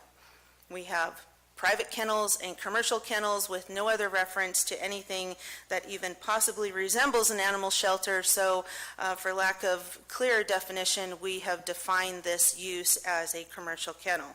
We have found that a commercial kennel is best suited in rural areas. If you look at where a commercial kennel is allowed in addition to the RC zone or other recreational, or I should say rural zoning such as general agriculture. The surrounding area is mainly grazing land, large lot residential, in addition to a few commercial businesses, which, as you know, are closely is Spence Ranch Feed and Supply. We have the Grub Stake mini storage, in addition to the Angels Camp Veterinary Hospital. Zoning in the area is general agriculture, residential agriculture, rural residential, and unclassified. Conditions of the conditional use permits are limited to conditions to maintain the health and safety of the public, welfare of the public. So we are limited to what conditions we can apply to a use permit. Specifically for this particular project, we have included some specific project conditions, such as the numbers of dogs and keeping the dogs indoors at night, which is part of the animal or I should say the Calaveras Humane Society's application. Those are descriptions that they have included in their description of their project. In addition, we have also included conditions from Caltrans, which include encroachment permits, and in addition, we have required a lot merger, which they have already completed, and that they must comply with applicable provisions of Title VI, which is animal services. The plan development permit is really addressing aesthetics and site development. As we all know, they had to remodel the existing building to accommodate the animal shelter. Exterior changes, which triggered the plan development permit, included 5 outdoor dog enclosures as well as an outdoor cat enclosure for a play area, new window openings in the building, some necessary structure modifications, new mineral fiber concrete siding, and the replacement of some columns in the front of the building. The planned development permit also includes proposed signage. They have proposed a freestanding double-sided sign with a total of 51 square feet of signage. They are below the maximum 60 square feet allowance. Parking standards in this particular case do not apply. However, there are 2 encroachments for which they did get encroachment permits from Caltrans. Those have been applied for and I believe are probably ready to be finalized if they haven't already. The 2 encroachments will have one of them will have a 20-foot rolling gate, which is a public access, and Caltrans is requiring that to remain open during business hours, in addition to a 10-foot swing gate for service access only. They will be installing 1 handicap accessible compatible parking space. In addition, with that planned development, it also includes landscaping. They're proposing water-efficient landscaping along with fire-resistant landscaping. There is a fence that will be placed out in the front of the project for safety purposes. That will be a single curved steel wire fence, approximately 62 inches high, black in color. We did find an exemption from CEQA for this entire project, noting several different categorical exemptions. We did notify the City of Angels of the project. They had absolutely no objections with 1 request, and that was that we retain the planned development combining zone on the base zone, and that allows them opportunity for weigh-in the future for any new proposals that might happen. The Planning Commission did hear this item in public hearing, and their vote was 5-0, recommending that you approve the entire project. Do you have any questions? I think you answered my question about PD and why it's staying, if we're changing the zoning, why it stayed PD, but the city is insisting, so. The city insisted on keeping it, and that wasn't a battle I felt it was necessary to fight. Anything else? Any other questions from the board? Any public comment? Sorry. Councilor, we have a bunch of agenda items here. It was suggested that we do public comment for all of them at one time, or I guess people can speak once to the thing and they don't have to speak on the next one. Okay. However, I'm Alan Dodson. I'm the Alan. treasurer from the Calaveras Humane Society. And I think when we found this parcel, it was a strange mixture because it was the perfect location for our shelter, but it was also the most complicated thing to work out with all the county. And I think all of us really want to thank Gina and Peter for their work on this because it's been interesting. We do have the Caltrans things now, so I think all we're waiting on, pending your approval, is the letter from Animal Services saying that we meet the terms of the county animal code. Thanks. Thank you. Any other public comments? Seeing none, bring it back to the board. Further discussion or motion on item 32? I will move this item. Moved by Supervisor Toffenelli. Second. Second by Supervisor Mills. All in favor? Aye. Opposed? Passes 5-0. Happy hands. So item 33 is from the Planning Department to conduct a public hearing and adopt an ordinance amending the zoning of APN 058-001-009 from general commercial plan development to rural commercial plan development for the Calaveras Humane Society, application number 2018-024, and authorize a publication of summary and brief property description. I have a question, Mr. Chair. Supervisor Toffenali. Of County Council. These are public hearings. Does he not have to open, then close, then open, then close, and open? I am sorry, I was keeping them open for. I think each one is On separate. item 32, we closed the public hearing, and I opened this hearing for number 33. Okay. Thank you. Thanks for catching us. Sorry, You've done No, it before. that's proper procedure. So, so as Diane just explained, this is the zoning amendment portion of the entire project. It's necessary to amend the zoning from the current C2 PD zoning to RC PD, which is obviously necessary for the animal shelter's use permit, which is needed to operate the shelter. Any questions from the board? It's a good test of the roof. Seeing no questions, is there public comment on this item? Seeing none, I'll bring it back to the board. Is there more further discussion or a motion? I'll move this item as is. Moved by Supervisor Stopper, I will second. second by Supervisor Toffenali. All in favor? Aye. Opposed? Passes 5-0. And I am closing that hearing. I'm opening the hearing around item 34. Item 34 is from the Planning Department to conduct a public hearing and adopt a resolution approving a conditional use permit for the Calaveras Humane Society Animal Shelter, application 2018-024, located on APN 058-001-009. So again, this is the use permit portion of the entire project. They cannot operate the shelter without approval of the conditional use permit. Thank you. Are there questions from the board? Supervisor? I have a Supervisor question of the Callaway? Humane Society. Yeah, question of the applicant? Yes. I think that's fair.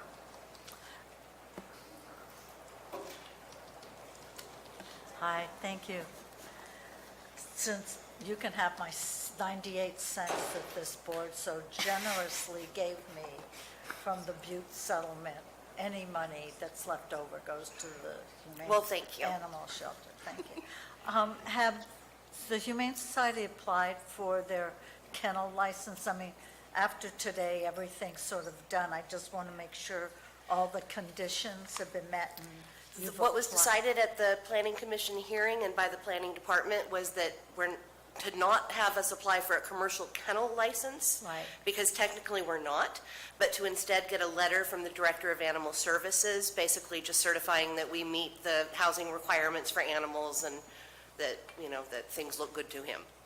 Okay, and That's so, my understanding. and that will be done after we take action? That's to that? correct. Okay, thank you. Mr. Chair, I have a Mr. question Toffenali? on the condition of the permit. It says that you, in the case of evacuation, that Marita will be evacuated there. My pleasure. You cannot charge more than 98 cents in rent. So just for a little clarification, whatever that might be, whatever type of permit, if a permit is needed, maybe it's not, whatever that is through Animal Services, they must comply. So if Animal Services says they need a permit, license, then they'll have to obtain that. But, you know, they'll have to go to Animal Services and determine what that is. But they'll just have to show that they have complied with all of the conditions of that permit prior to validation of the permit itself. But that's a separate discussion for a different day. I have to say, Mr. Dodson was right. This was not easy. You did an excellent job. Oh, thank you. In the presentation. I thought. This was the condensed version. Oh. Okay, You really did. And I learned new things, including 37 years of bad zoning. You, you did good. Oh, yes, that is a motion. I move this item. Thank you. We have a motion by Supervisor Callaway. Is there a second? Second. Is there any public comment on this item? Seeing none, we'll bring it back for a vote. All in favor? Aye. Opposed? Passes 5-0. And that public hearing is closed. We are now opening a public hearing on item 35. Item 35 is from the Planning Department to conduct a public hearing and adopt a resolution approving a planned development permit for the Calaveras Humane Society Animal Shelter Project, application 2018-024, located on APN 058-001-009. So the planned development permit really includes those exterior changes that I described, in addition to the proposed signage and the landscaping, in addition to the fencing. Are there any questions from the board? Supervisor Toffenali. Yeah, so if we don't approve this one, the other three are mute, then, correct? I'd say they have a problem. Okay. You have a question, Supervisor Mills? No, I just like to move the item. Item is moved by Supervisor Mills, I'll second. second by Supervisor Toffenali. Is there any public comment on this item? Seeing none, I'll bring it back for the board for a vote. All in favor? Aye. Opposed? Passes 5-0. And we will close that public hearing. Thank you. Thank you, Gina. Item 36. Item- Be careful in the rain. Item 36 is from Public Works to adopt a resolution to authorize the dissolution of the county service area road advisory committees and replace the committees with an alternate public input process for CSA road maintenance, improvements, and repairs. Excuse me, Mr. Pack, is it raining outside? Well, actually, I'm just really nervous about this one, so, yeah, it's raining just a little bit. So, I appreciate your humor about this look I'm currently sporting right now. So, good afternoon, Chair Garamendi and members of the board. My name is Joshua Pack. I'm your Director of Public Works, and today we're asking you to consider adopting a resolution that revokes resolutions 94-365 and 10-027. Now, these resolutions, in their originality, formed the Road Advisory Committees, or RACs as they're called for short, for each county service area. We have 5 county service areas in Calaveras County. 2 are in District 2, 2 are in District 4, and we have a single one, the Rancho Calaveras CSA in District 5. Now, in Calaveras County, the board serves as the governing authority for each CSA, while the Public Works performs and oversees many of the road maintenance and improvement activities in the day-to-day operations of the CSA.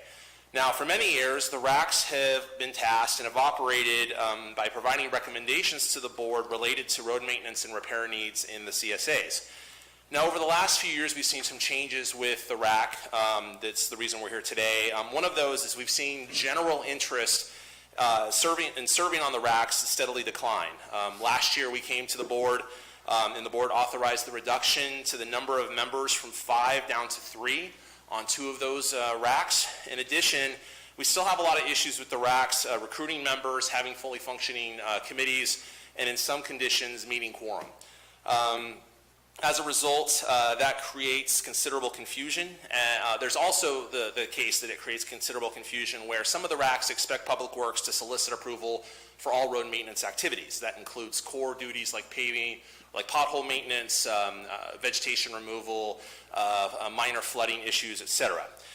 Now, Public Works has some concerns with this because when a CSA is formed and a CSA is maintained by the county assumes maintenance responsibilities for those roads. And when it assumes maintenance responsibility, it also assumes a certain liability. That work is being prepared and completed in accordance with generally accepted standards.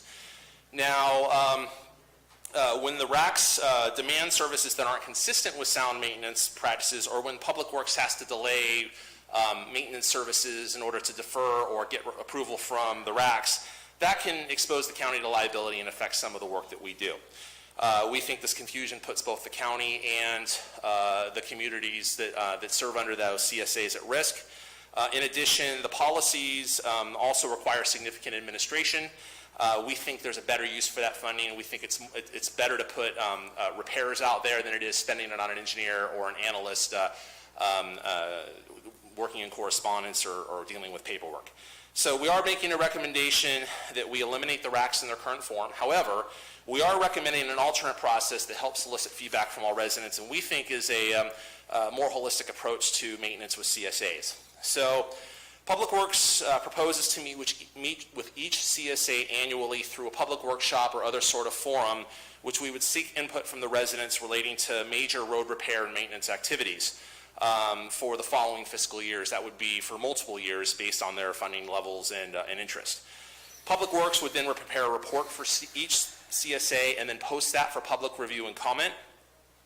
We think that those reports would be very helpful in the long-term planning and function of CSAs relating to large maintenance expenditures. Once we receive final feedback from the public, those reports would be incorporated into an annual capital improvement program that we bring to you annually, and that would be presented for review and approval by the Board of Supervisors each fiscal year. Now, for more minor concerns and issues, what we recommend, like potholes, flooding, localized flooding, et cetera, we want to use the same process that we use right now for public roads. So through a traditional service request system, residents at any time of the year would be able to call us, email. As we've mentioned a couple of times, we have a new system coming on the next month or two. They'll be able to utilize that system. And then we can respond to those in accordance with sound maintenance policies and also prioritize the work as appropriate based on the need and functionality, treating those roads like other public roads. Now, this alternate process would help streamline processes while seeking public input from all residents, not necessarily just the members on the RACs. And we also think that it would afford Public Works the opportunity to effectively and efficiently budget for and ultimately deliver CSA maintenance projects. In the end, we think this approach brings a little bit more value to the CSA programs. I think it reduces ongoing administrative costs to deal with the current RAC structure. We think it provides more responsive services, and we think there's more opportunities for the community to provide feedback to us. So with that said, we are making a recommendation to approve the resolution. That ends my brief presentation, and I'm happy to answer any questions you may have of me. If I might. Yeah. Actually, Dennis, would be probably both- proper that you did. Both of us. Yeah, I have two CSAs. I would like to request that CSA Golden Hills be withdrawn from this item, and we'll keep it the way it is and I'll commit to working with them and Public Works, but I'd like them not to be included in this item. Okay. Thank you. Were all of these CSA members noticed, duly noticed? Yes, they were. So we noticed all the RACs. So the RACs are supposed to act as the intermediary to the entire public. We did notify all the RACs. With the exception of CSA 12, I can't speak individually. Generally speaking, we didn't hear a lot of negative feedback for the remaining CSAs, at least directly to my staff. We did hear some concerns from CSA 12. Was there any feedback on when the new system would be online on the website? In regards to the new service request Service system. request, yeah. So right now, the service request system we have right now is still fully functional. They can email us requests, they can phone them in, they can send us emails. Those are still handled. The new process I'm hoping to kick off in sometime in May in correspondence with National Public Works Week. We'll be doing a presentation to the board sometime in May on that. That will be fairly seamless, and I think it's reasonable when that comes online to send an email to our contacts with each of the CSAs, letting them know that this is available for them for future use. And I would trust that in my CSAs that if they feel as though responses are delayed or that there's other issues, to feel free to contact their supervisor and Absolutely, yeah. keep the communication line open. Absolutely, and in no way is this meant to circumvent or short-circuit transparency. The board, each member, not only of the RACs, but of the CSA in whole, has a right and in some cases a responsibility to review the status of their CSAs. So we frequently get requests for budgetary amounts, for budget information, status of certain projects. This in no way short-circuits that. As a matter of fact, it likely opens it up to others in the CSA who maybe weren't quite as active. Now that we're being more proactive through public meetings, publicly noticed meetings, they'll have more of an opportunity to weigh in and provide feedback. Let me show you how detailed I am with this. On packet page 380, in the second paragraph, upon the dissolution of the RACs, is a spelling error. All right. I would be happy to work with the clerk to resolve that That's why you situation. say I'm an engineer, not English major. Ditto. That's all I have. Thank you, Joe. Thank you. Supervisor Stopper. With the reporting out and getting public comment, Will there be a regular reporting out so that the public knows what successes and how we've moved forward on which projects as we proceed? Can we get that made as part of it? Because I would like the opportunity for the public to see, look, here's what our priorities were in your area, and here's what we've gotten done over this period of time, let's say annually or biannually. Yeah, I think annually, Supervisor Stopper is a great opportunity. Like, for example, as part of these annual public workshops, we're going to have annual reports on service requests performed in their area. We're going to have budget numbers on what was expended and the work that was performed. The capital improvement program will help budget out long-term programs. One of the advantages of doing that in the capital improvement program is with Senate Bill 1 and the increase in funding for paving jobs.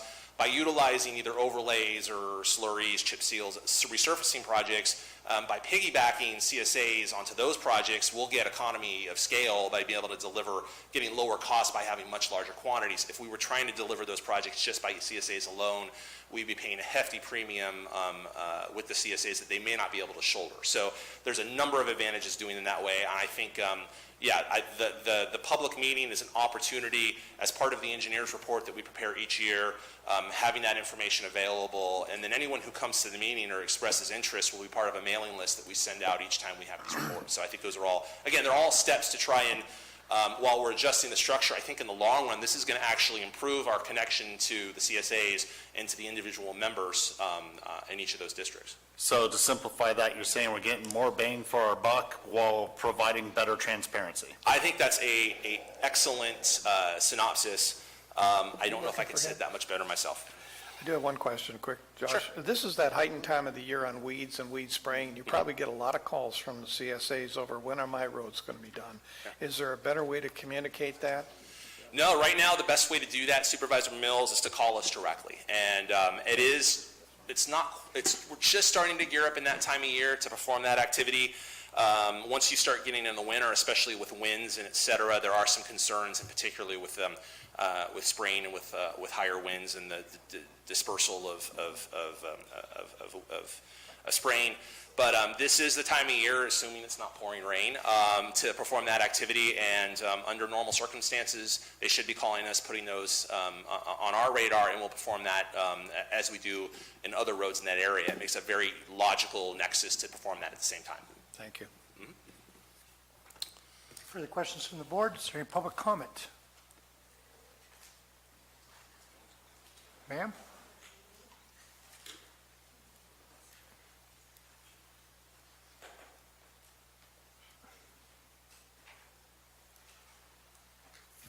Hi, I'm Tammy Hebrard. Good afternoon to all of you, and thank you for being dedicated and spending all your day here. Two things. One, I would like to speak on two CSAs. The first one is actually my predominant one, and that is the CSA 12 that Chairman Garamendi had requested to be pulled out. In the beginning, over 34 years ago, we were told Public Works didn't want to have any part of us for the most part. We were to do everything on our own. We worked diligently, we planned, we had the expertise of a great traffic engineer, and we seal coated, we chip sealed, we graded, we did the weeds, we did the culverts, we did everything. And then all of a sudden, Public Works says, you can't do that anymore. And now you want to just abandon us. For over 34 years, we have been the most active, dedicated,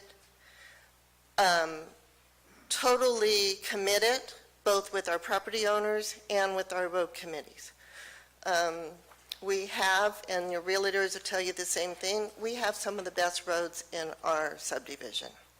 The problem lies, though, is that the last probably 14 years, we've been having trouble getting our work done. We provide a master plan. We provide a work plan. We then reaffirm those items to get 3 roads cul-de-saced, small cul-de-sacs, to get them seal coated with the county. It took us 4 years from the 2013 master plan, work plan. They were not completed until 2017. Delays after delays for numerous things. You'll see that in the letter. With that, we've also have had numerous times where we're not getting responsive. We get 3 reports for accounting. They don't reconcile. They don't even have the same bottom line number. So, that's not working for us. We've had to send them back to have them reconcile. We have staff showed up. They were supposed to get back to us. They come empty-handed. Oh, we forgot the information. We're pretty casual. He could have called and said, hey, I'm going to be a few minutes late. We always have something to discuss. We're not picking. We love working with Public Works. We do need to figure out a way. You just, as a consensus, told the fire department they know best how to spend their money. Now you're going to turn around and tell us that we don't. We meet at least twice a year. We often have a special meeting. Sometimes we meet 3 times a year. So Sorry, thank you. I would recommend to support. And then I'd like to address another, if possible. I'm sorry, we got one per item, I apologize. Sorry, Jerry? My name is Let me Jerry finish Vasquero, and I'm currently the chair of the CSA in Golden Hills. I just wanted to comment about some of these things, and I know they were made generic.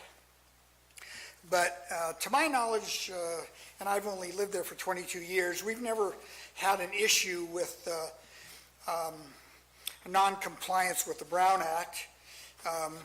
We post our agendas, we post our minutes, we put up announcements. The public is encouraged to come to our meetings. They do. They voice their concerns.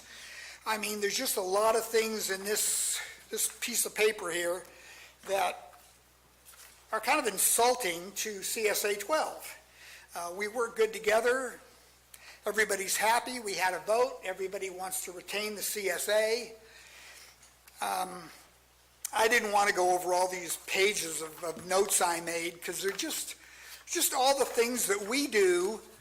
We think we add value to you. We know we add value to Golden Hills. These are all volunteers. Nobody's getting paid for any of this. The only problem we do have, like Tammy said earlier, was trying to get a response. In some cases, we have some difficulty. 1, 2, 3, 4, 5. At our last meeting, 6, 7, 8, 9 responses we expected to get. Unfortunately, the person who was going to help us out had forgotten to bring the paperwork. So now we're wasting 6 months, starting all over again, turning in our annual report of what we would like you to do, the priorities in which we would like you to authorize spending our money. Last year, nothing got done. I mean, because I think a lot of the change, we had to change the way we did the minutes and change the way we did the agenda. And you didn't like the annual report, so we had to change it. It took us all year to get the paperwork that was so important correct, but we never got any work done. So this year we're starting out again. We've had our meeting, we've sent out the minutes to everybody, we've done our annual report, we've prioritized what we need done. At the meeting, not much happened. We were expecting on Friday, we had a commitment to get certain things resolved. Nobody called. I'll be harassing them this week, but they committed to give us responses, and we didn't get any. So, Thank you, Jerry, and again, we wasted another. well, we will, I'll commit to you that we'll all sit down next meeting and we'll work out anything that we don't have in there. I appreciate it. You got it. And it always helps to have the former Public Works Director as part of your committee, and then have Mike move into town. Neil? Afternoon. I was just wondering, since we're talking about spraying, what actually is it we're spraying along the roads throughout the entire county? Would it be glyphosate? I think, Neil, What kind that of was just a applic- quick question, but that's not really germane to the subject matter that we're discussing on this item. Oh, well, it was discussed. It was just a question about spraying. I think we'd be getting off topic, my friend. It's probably glyphosate. Sounds like a lot of silent poisoning to me. Excuse me, Mike, did you want to speak on this item? Mike Falvey, District 2, resident of Golden Hills. I lived in Mountain Ranch for 42 years, and I dealt with, and I'll quote, an alternate public input process. Okay? That's what I dealt with for 42 years. And mostly it was public input, but I would say conservatively, 95% of the time, there was no county response. Zero. At one point, from my driveway, which is a quarter mile from the intersection of West Murray Creek Road and Whiskey Slide Road, this is where I lived previously, just for the heck of it, I counted the potholes, that fillable potholes. There was 125 in a quarter mile. I called over and over again. Again, the alternate public input process. No response. The 2 years I've lived in Golden Hills, I haven't been run off the road once. I haven't avoided one pothole, and I appreciate the work that the members do, and I don't want to go to the alternate public input process. It's kind of a sham at this point. No disrespect, sir. But I just got to go by the numbers. So, Jack, I hope you can keep the CSA at least alive in Golden Hills. Thank you. I'm more worried about my hide. They're obviously organized. Are there other public speakers? Tammy, I'm going to exercise my discretion as chair, and can you finish in another minute? And really quick, I'm next door to Diamond 20, and I don't remember the CSA number. I just want to remind you guys, they had money, according to all their members, in their kitty for those two bridges that were washed out, that the fire department this last summer tried to access and had to turn around and access, go back and forth, because there was no signs, and they didn't know the bridges were washed out, and they couldn't get to the fire, which is very close to my airstrip and very close to my ranch. So, it was a nit and tuck little situation there that, I would have had planes going up and everything else. So I was not happy. In addition to that, I also want to remind you guys that when prior boards decided to abandon Hudson Road, they guaranteed that Hudson Road would be maintained. Hudson Road is a part of that Diamond 20. There are so many potholes and so many things in there. It's, that's what happens. Tammy, thank you. Thank you. Thank you very much. All right, so I'll close public comment and bring it back to the board. Is there a motion? Well, before we do, ma'am, before you leave, I'd like, call me. You know very little of that information. With that, I will move the item, and also to, Sorry. oh, do we have a Did you have a discussion?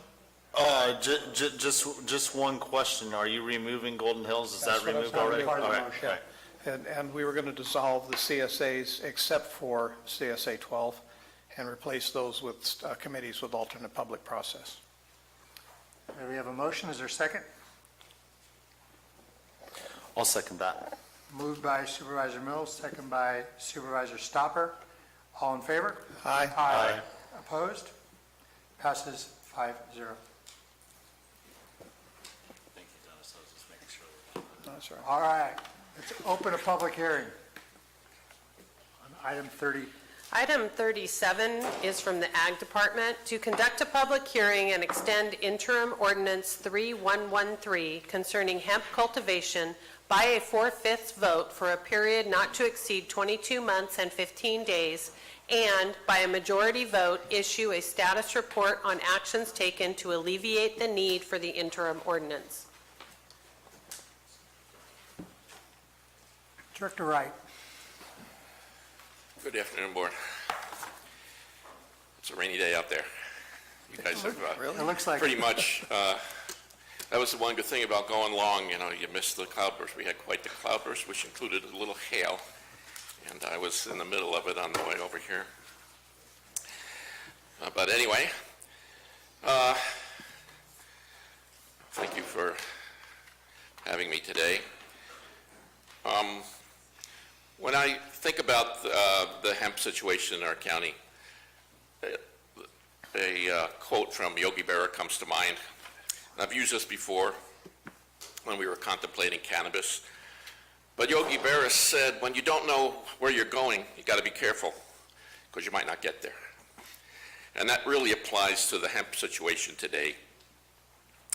As the details of and the regulations of the programs at the state and federal levels have not been completed or harmonized, making for a difficult situation at the county level as we contemplate hemp, honor our present ban on cannabis, envision a revised cannabis ordinance, and await the general plan for land use guidance. There's just lots of issues that have to be balanced and contemplated. So, as of today, there's 20 counties, including our own, that have imposed moratoriums on hemp cultivation pending adoption of state regulations and approval of the state plan by USDA. So there's 20 counties that agree that a hemp moratorium is appropriate. These include Glenn, Humboldt, Lassen, Mariposa, Mendocino, Mono, Placer, Sacramento, San Bernardino, Shasta, Sierra, Siskiyou, Sonoma, Tehama, Tulare, Tuolumne, Yolo, Yuba, and as of this morning, Amador. There's at least 3 other counties that are contemplating a moratorium. One county that requires a conditional use permit and does not allow cannabis more than 0.3%, and 2 other counties that are contemplating conditional use permits. Also, Monterey County banned hemp by definition when they included hemp as being part of cannabis. So ultimately, land use is a county jurisdiction. So for now, I believe it's both logical, necessary, and in the county's best interest to extend the moratorium because of environmental, nuisance, and safety concerns pending approval of a state hemp pilot program by USDA. I will continue to discuss the possibilities of a hemp program with planning, legal, county staff, industry, and other agricultural commissioners to develop a program for Calaveras County that may allow cultivation of industrial hemp without conflict with the cannabis program and that is consistent with land use policies that may be developed for cannabis cultivation. So that's where we stand now. I don't want to go into all the particulars of our, but have been discussed previously when I initially proposed the hemp moratorium. We already are familiar with those. So, Madam Clerk, just so I'm clear, we need to, what we're doing here is we have a majority vote on the status report or 4/5 to keep it going for another 22 months, right? So that's what we're looking for. One vote, we could do that in one vote. All right, thank you very much. Other questions for Mr. Wright? Seeing none, is there any public comment on this item?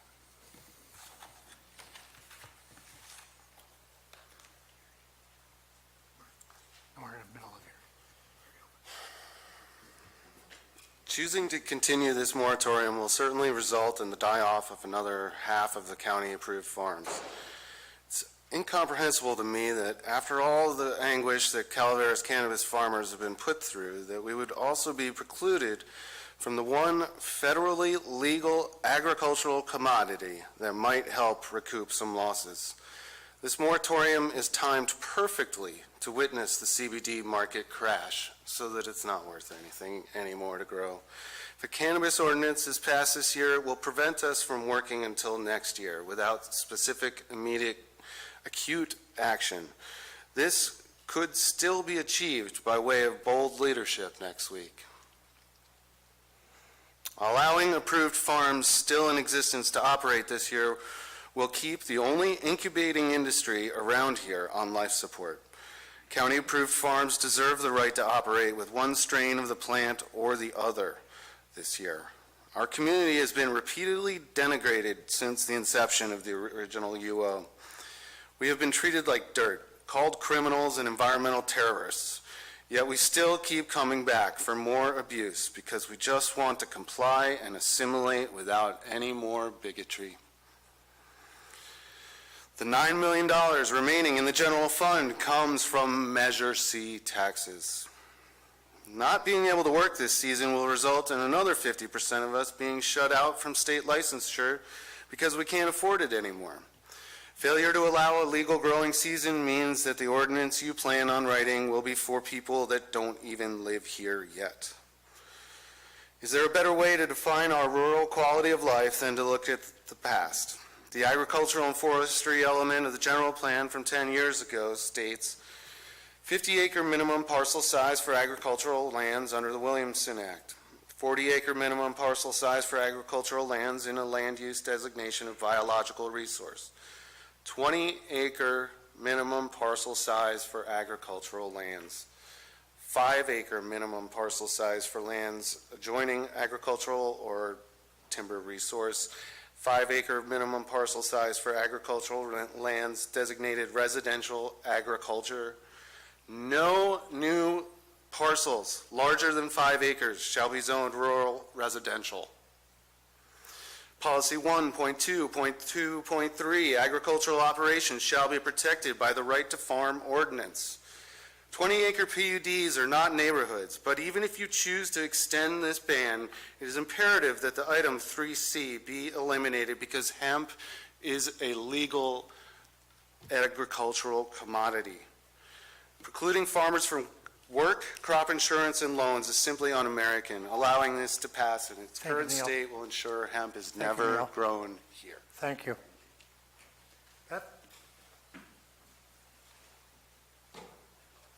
Hi, I'd like to talk about pollen a little bit and about row crops.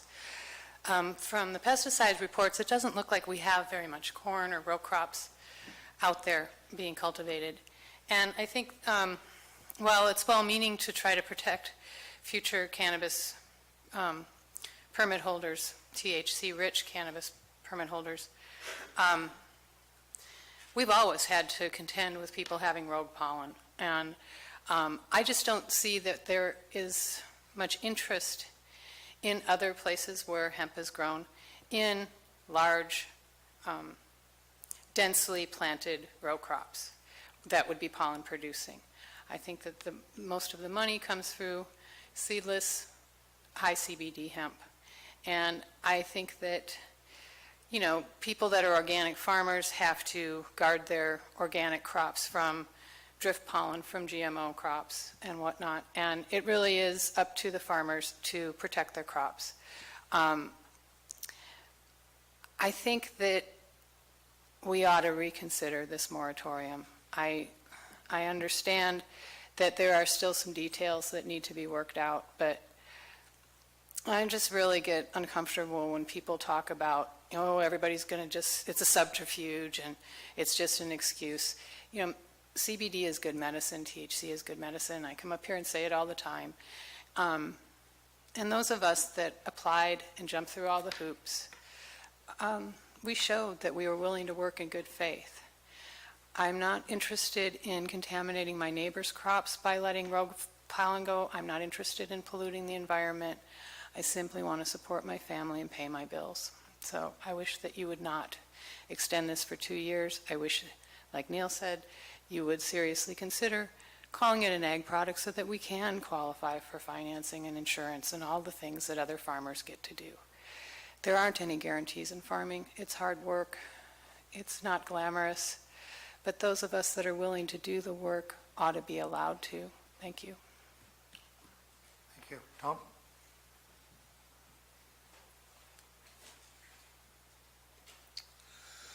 Good afternoon again. So I'm hoping that since this is a hearing, I might be able to ask the chair to get an answer possibly from Kevin about Section 3, Paragraph C, and I'll read it so everybody knows exactly what it says. No industrial hemp cultivation shall be deemed an agricultural operation for purposes of Title 14 of the Calaveras County Code or a legally existing agricultural land use for Title 17 of the County Code.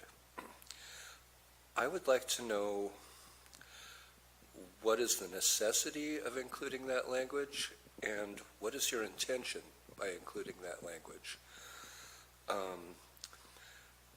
The part of me that would like to believe in best intentions thinks, oh, maybe you need to say that so that you can have a moratorium against it temporarily. The more experienced aspects of my mind lead me to believe otherwise. I've just watched the same thing happen with cannabis, that it not be deemed an ag product so that people who are engaged in that activity do not enjoy the same rights as every other ag.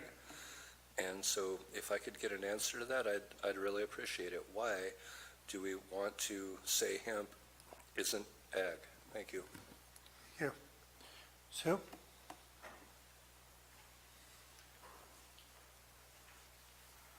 After the Butte fire, I started doing some research on what kind of rebuilding I might like to do. And the thing that looked most promising was hempcrete. It was good for the environment. It was good in relation to fire. The only thing at that time is it was not being grown in this country. It was being grown in England, which would make it very expensive. I would love to build a hempcrete house made from hemp grown in my neighborhood. I would love to do that. I don't know how long I would have to wait before that became possible. Thank you. Is there any further public comment? Okay, seeing none, we'll bring it back to the board. Is there any rebuttal from staff for this hearing? Seeing none? I'd like Kevin to answer the question. I sort of had the same thing. This is just 3C on no industrial hemp shall be deemed an ag operation or product. Okay, we'll get counsel and we'll... Is that just for the interim ordinance or in perpetuity? Julie? Julie Moss Lewis, Deputy County Counsel. Without getting into the details, having that, given the current state of Calaveras County's local ordinances and what types of existing language we have with respect to ag and the need for this ordinance to have effect. There is a number of legal reasons, strategy reasons, why the defensibility of the ordinance requires that language. Okay. And it would be a policy decision on the board's choice, perhaps at the time of a permanent ordinance. That would probably be one of the things that that the Ag Commissioner will be looking at and will be helping develop in his recommendations to the board about whether or not to treat it as regular ag, given the unique nuisance potentials that it has that are somewhat similar to cannabis. Thank you.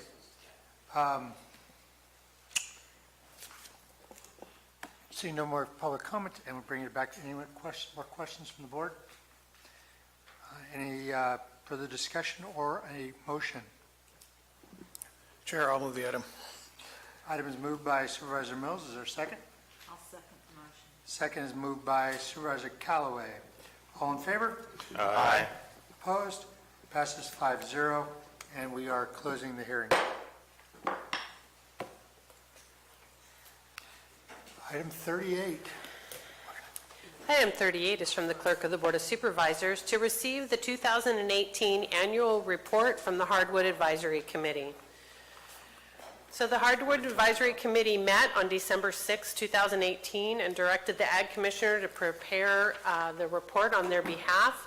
To just hit a couple of the highlights, the Hardwood Advisory Committee recommends that a map of the proposed and established fuel breaks be added to county maps if not included in a layer already.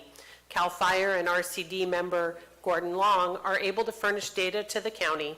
Kevin Wright will check with county GIS and get their feedback. They also state that prescribed burn seems to be a tool that will be used more in the near future. They state that oaks stumps have resprouted after the Butte fire, and it would be a good practice to trim multiple sprouts back to 1 or 2 stems.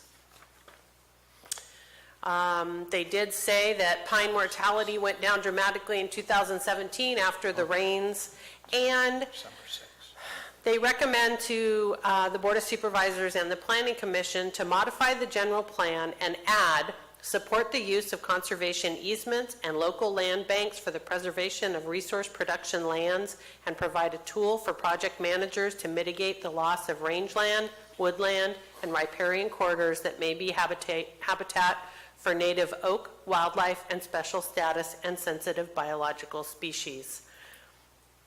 Additionally, they make some recommendations regarding a reorganization of the committee, which is put forth in more detail in the next item. So if you have any questions, I'd be happy to try to answer them. Otherwise, this is just receiving their report. Sure, stop. You had a question? Couple of questions. Do they have a quorum this year yet? So when they met in December, there were many phone calls that were made to members who were not in attendance to get them to come to the meeting. So they were able to just barely make a quorum for that meeting. It took them, okay. Yes. So that answers my question is they do have enough members to have a quorum, but it's hard to get them all there to meet. They have a lot of members. Okay. They have a lot of members. They have a lot of members. And everyone has lives. I understand that. I was just Right. wondering when they meet next, because They usually meet in late November, early December, I think annually, right? Annually. And I think when we get to the next item, their proposal is supported by the Ag Commissioner and myself. Okay, good deal. I'm just curious because I'm on that committee. I haven't received anything from them yet.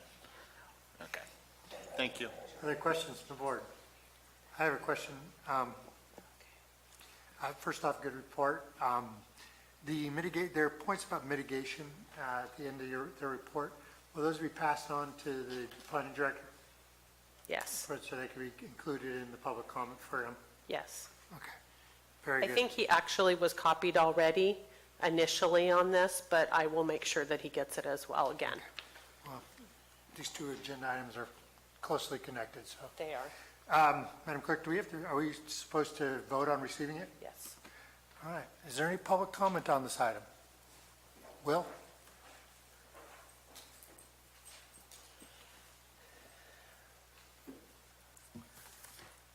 Yeah, I'm Will Moore, and I'm a new member of that committee, and I never saw a copy of that report or anything else, so I would like to get a copy. And Ms. Severide mentioned controlled burns, and that's a difficult issue, but that's necessary to the survival of that forest. This species, quercus, has been evolving with fire for 85 million years or so, and it's a necessary part of its survival because without the fire, those trees don't produce any acorns.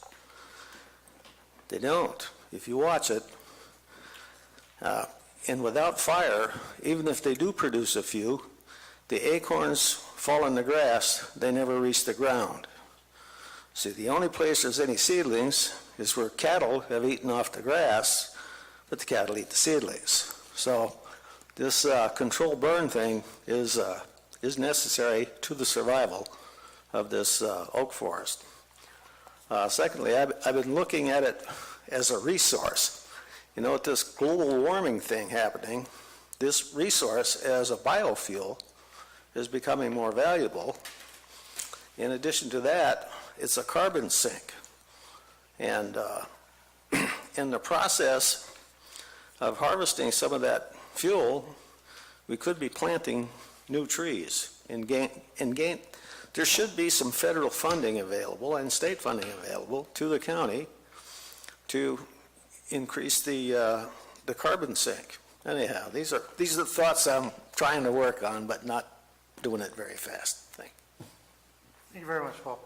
Other public comments? Seeing none, we'll bring it back to the board. Is there a motion or further discussion? I'll move to accept the report as. Moved by Supervisor Stopper. Is there a second?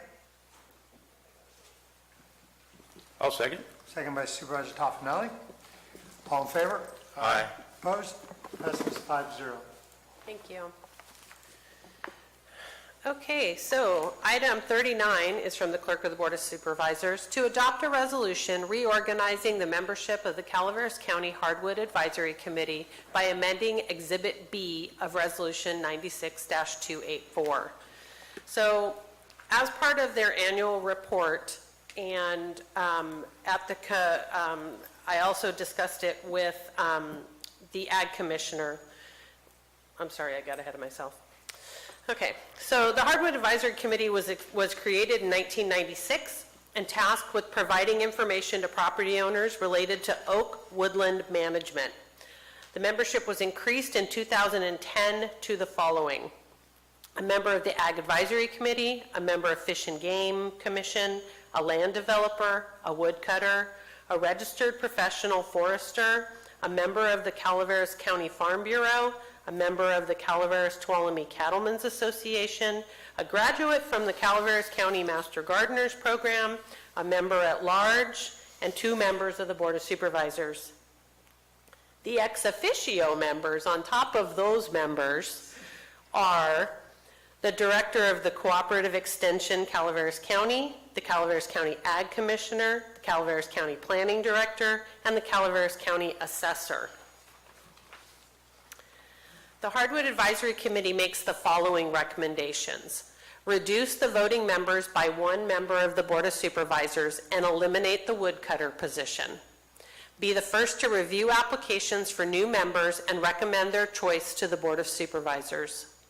Remove the committee membership qualification regarding ownership of land in Calaveras County upon which oak trees are growing and replace it with owning land in Calaveras County or being part of an entity that owns land or conducts business in Calaveras County.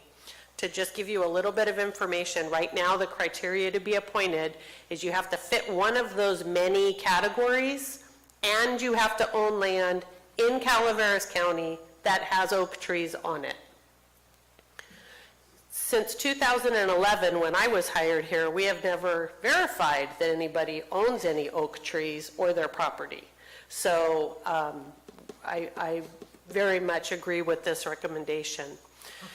The Hardwood Advisory Committee also recommends the removal of the ex officio members except the Ag Commissioner and the Farm Advisor.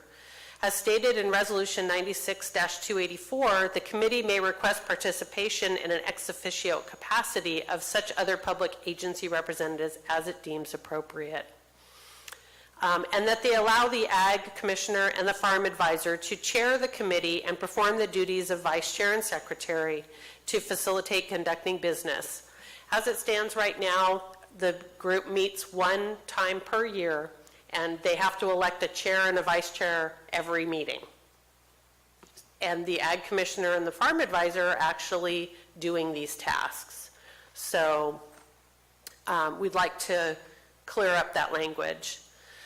After further discussion by the clerk and the Ag Commissioner, we recommend the following in addition to or replacing the recommendation made by the Hardwood Advisory Committee.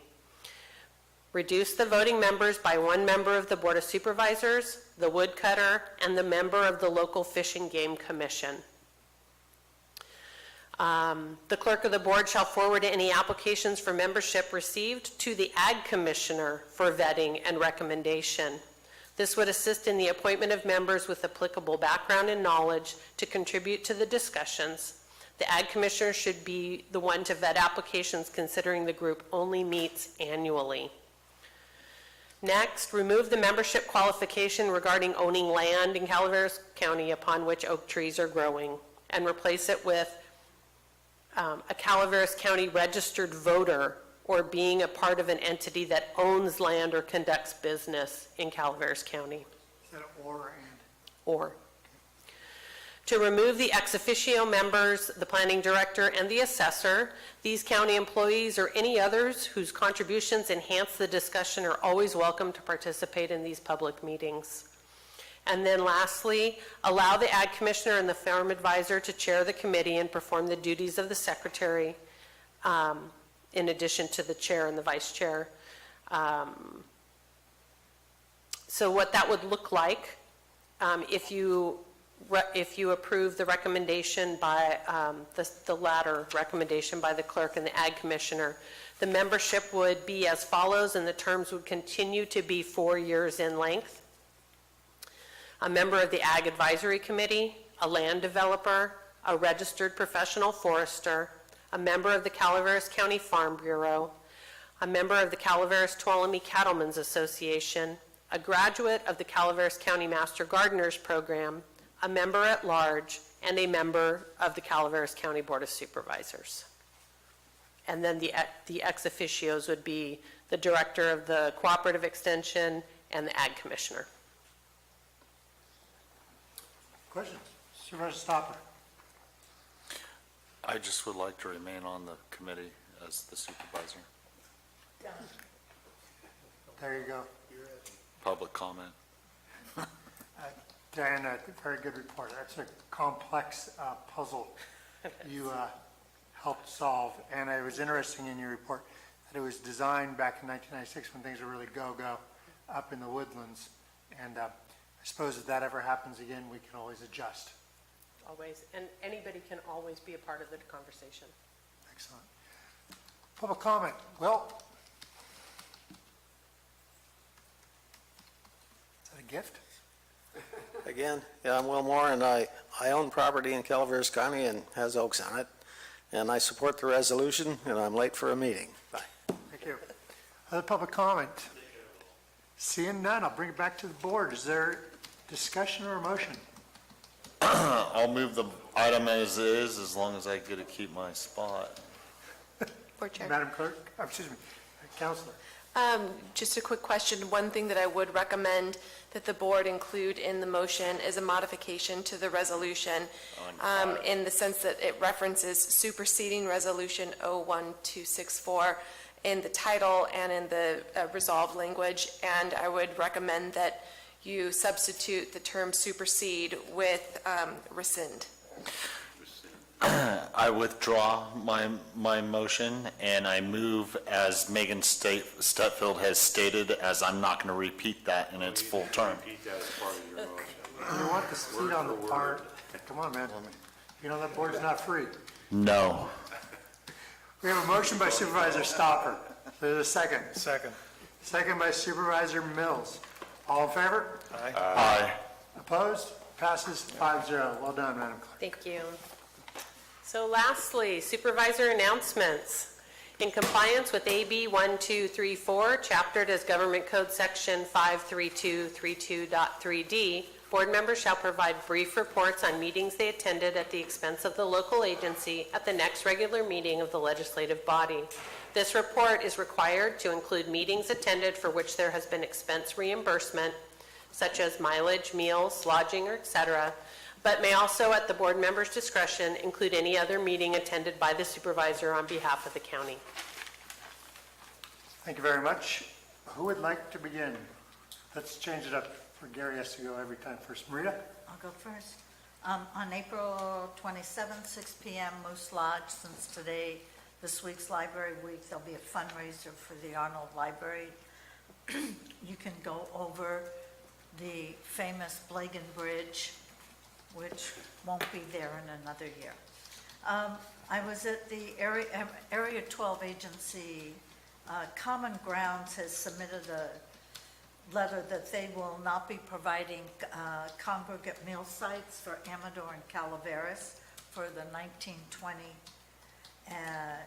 year, and Area 12 is going to start the request for proposal. That doesn't give us a lot of time. And Area 12 is not a 501c3, so they cannot fundraise like Common Ground did, so I'm not sure quite how we're going to handle it because the respective counties do not receive enough funds to pay for the congregate meals. So there'll be more to follow on that. The third thing I'd like is board support to have the chair sign a letter to the California State Parks, the Off-Highway Motor Vehicle Group. There is a grant out there that the Stanislaus Forest is applied for each of the ranger districts, and of course in our county, the Calaveras Ranger District. There's three parts to the grant. One is recreation, the maintenance of the OHV and the OSV sites. OHV law enforcement, because they never have enough, if really any. Sometimes there's only one for the whole Stanislaus. And the third part of the grants would be restoration and improvement of the natural areas that have been used that are really not part of the OHV system. And they find when they restore them, people go back to using the trails they're supposed to. The final cutoff period that the state has to receive is May 6th, I believe. And I'd be happy to write the letter with board support for the chair to sign. I would like it to come from the board. So. Is that a poll? That sounds good. Paul, what do you say? I say yes. Madam Counselor. I just wanted to clarify that this is polling to direct staff to bring this letter back to the board for Yes. future direction for approval at a future board meeting. Wait a minute, but, whoa, can't, you mean we have to bring it back for action and then write the letter and have it come another time? No, this poll would be directing staff to write the letter and agendize the letter for approval to send. Does that make sense? I like that. There's time, okay. So the staff's gonna write the letter, or am I? No, that's fine. You can We work with we the can- CAO. That's fine.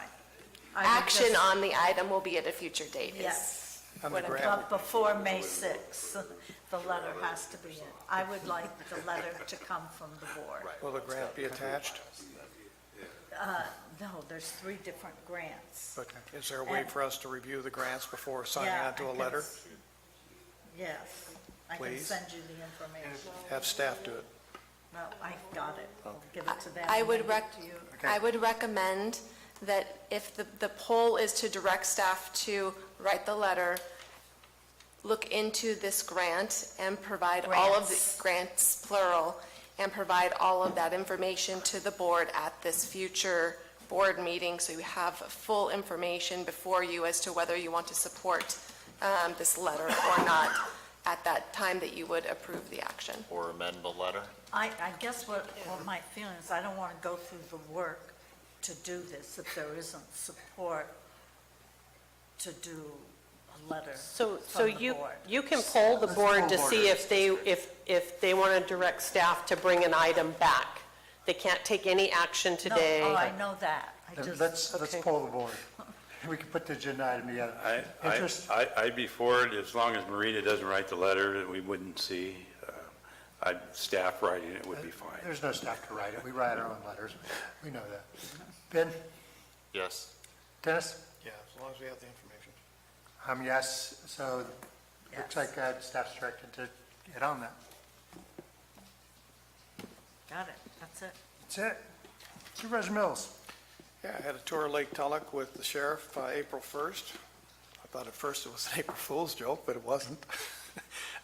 Interesting fact, there are, most of the majority of the calls for service and citations that are issued on the lakes in Calaveras County, majority of them are at Lake Tulloch. He is going to be there, Captain Villegas, or Sergeant Villegas is working with and Marine Safety to get the buoys in the right places because they seem to move around. So they're going to take lasers out there and actually determine what is the correct spot and then get that on a map so they can keep track of it. It seems to be a real sensitive issue with the people down there, so we'll get them in the right spot before the holidays. There's also currently a petition with 550 signatures on it calling for the lake level to be held at its highest potential for best use. Met with the Sierra Nevada Conservancy members and the members of the Resource Conservation District last week. Great discussion, and they were just trying to find out what are our strengths, what are our weaknesses when it comes to the projects that they want to bring forward in our area here in the near future. And they found that the Resource Conservation District could be a great tool for them. They just weren't aware of how active they were. So it was a good opportunity to put everybody together. That's all I have. Excellent, thank you. Supervisor Stopper.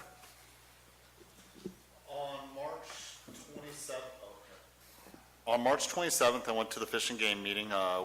As I brought up earlier, there will be a Kids Day they're putting on at Murphy's Park. I want to remind everyone to show up again, and please spend some money in Murphy's while you're there. Thank you, Supervisor. It's going to be a great day. They stock the creek with fish, quite a few 100 pounds of trout. All the kids have a good opportunity. I'll be there cooking in my chef's hat for the kids, so great time. Cooking the fish? No, we'll be doing hot dogs. They're going to be doing the whole process of cleaning the fish, and they'll be bringing those home if they want for themselves. On the 31st, I attended the Moke Hill Veterans District crab feed in Jack's district, and I did not call and ask permission before I went over there. You're always welcome at the town hall, Ben, you know that. But I just want to congratulate his vets district on a great job they've done up at the field in McCalmy Hill. I know Jax wants to appreciate them, but I do appreciate it because I grew up there on those fields, and they're doing a phenomenal job reinvesting into their community. And I was also made the suggestion that maybe we should look into bringing a crab feed of that type over to our vets hall so that we can start bringing in some better money with our good people from Jenny Lynn Vets. Whiskerino this last Saturday in Angels Camp, Friends of the Fair, great time. I got to judge some beards. I grew mine out, and then they wouldn't let me judge myself, so I didn't get to be part of the contest. I was willing to put myself in that conflict, but hey, Oh yeah, it was completely sold out. It was a very good time. And success. So I want to thank the Friends of the Fair for putting it on. I can't wait for our frog jump, and Isabella Mancata is the one that put it together this year, and she did a fabulous job. Supervisor Toffenali. Yes, attended a COG meeting on the 3rd of April, and we'll be attending tomorrow morning Mountain Valley EMS meeting, a very important meeting. We're on the agenda for our RFP to go out for ambulance service here in the county. So I'll be reporting next Tuesday on that. Thank you very much, Supervisor. Geez, I got to be honest, it's been all a blur. It's a busy month for all of us, no two ways about it. I attended the crab feed also. We've got I'm sure the clerk will talk about the frog jump coming up for the Board of Supervisors and the county employees, and I expect us all to be participants in there, writing checks as well as jumping frogs. I will bring my own frog. I'll jockey myself, and I will not. And I expect to sweep the field of supervisors unless you guys bring up. Well, Ben has to represent the board because he's a newbie. I know, but I'm jumping though, too. I've caught the frogs with a group of the assessors for the assessor's office for the last 3 years, so I'm no newbie to the fair. All right, you guys to the fair jump. just here. bring your A game and we'll see who wins. Yeah. Us. I owe you guys a very thorough report on Washington D.C. To be honest, I got off the plane on Thursday night late, and I just have not had time to put that together. But I will brief each of you, because all of you had different projects that went back from Wagon Wheel to Forest Health to Cosgrove Creek. I will get you that, and I apologize I didn't have it ready at this time. But needless to say, it was actually a really good trip. I did not come back with a duffel bag full of money, as I hoped, but that's to be expected. But we did make progress, and we made new friends. It worked well with CCWD as partners in this. I think there's no doubt that it's important that our faces are shown back there on an annual basis at least. Everybody's very welcoming to Calaveras County, and I will give you a report. Our consultant, Mia O'Connell, did a really great job. I mean, she knew her stuff. She ran the meetings very well. She's, yes. She was A+. And just to chime in on that, I did speak with Jeff Davidson. Yeah. And he said the same thing. It was you guys worked together very well. It was a good job. Yeah. They're good guys. I mean, we're all pulling for the same county. So. And, it was who was leading, who was in support on each meeting, and we got along great. He said it went well, so. It went very well. And very exciting, I'll close with, we reopened the baseball diamond due to in Railroad Flat for the first time in a decade. And 100+ people came down, and it was still dirt, but it was well organized. A bunch of little kids in their baseball diamonds, thanks to the Community Foundation and others. And you guys know Railroad Flat, and this was a big moment for it. And so very proud of my community. And it was definitely one of those days when he came down out of the hills and he said, we're moving forward. It felt good. And I think everybody who attends baseball games this weekend, and I've been throughout a first pitch as well, felt great. So it was I wasn't asked to throw, which was good. So that's my report from staff. Madam Clerk? I do. I have something real quick. Just to segue on Supervisor Stopper's announcement of the Calaveras County Fish and Game Commission's Kids Fishing Day on May 4th. For those that can't make it over to Murphy's, East Bay Mud is hosting a free kids fishing day on Saturday, April 20th. And it will be at South Shore Lake, let's see, what does it say? South Shore Thule Day Use Kids Fishing Area at Lake Comanche, and it's from 9 to 2. So just for those that might not be able to make it all the way over to Murphy's or have something else going on May 4th, here's another great opportunity for some kids to get some fishing in. That's a lot of fun. Okay, before we close, we're going to open it. We have to finish our public comment because we didn't run it all out. Is there further public comment? Yeah, I don't think you spoke this morning, did you? You got to come up to the microphone. I don't think you really need a microphone to hear me, but Well, the I TV land does. want to make a comment on the fact that my mother, Carlina Jungerman, who resides at Avalon Healthcare Center, will be turning 102 tomorrow. So with that, she usually eats at 5. I have to depart. Wish her well. Okay. Thank you. Other public comment? Jeff, did you have something you wanted to say? No. Very well. This meeting stands adjourned.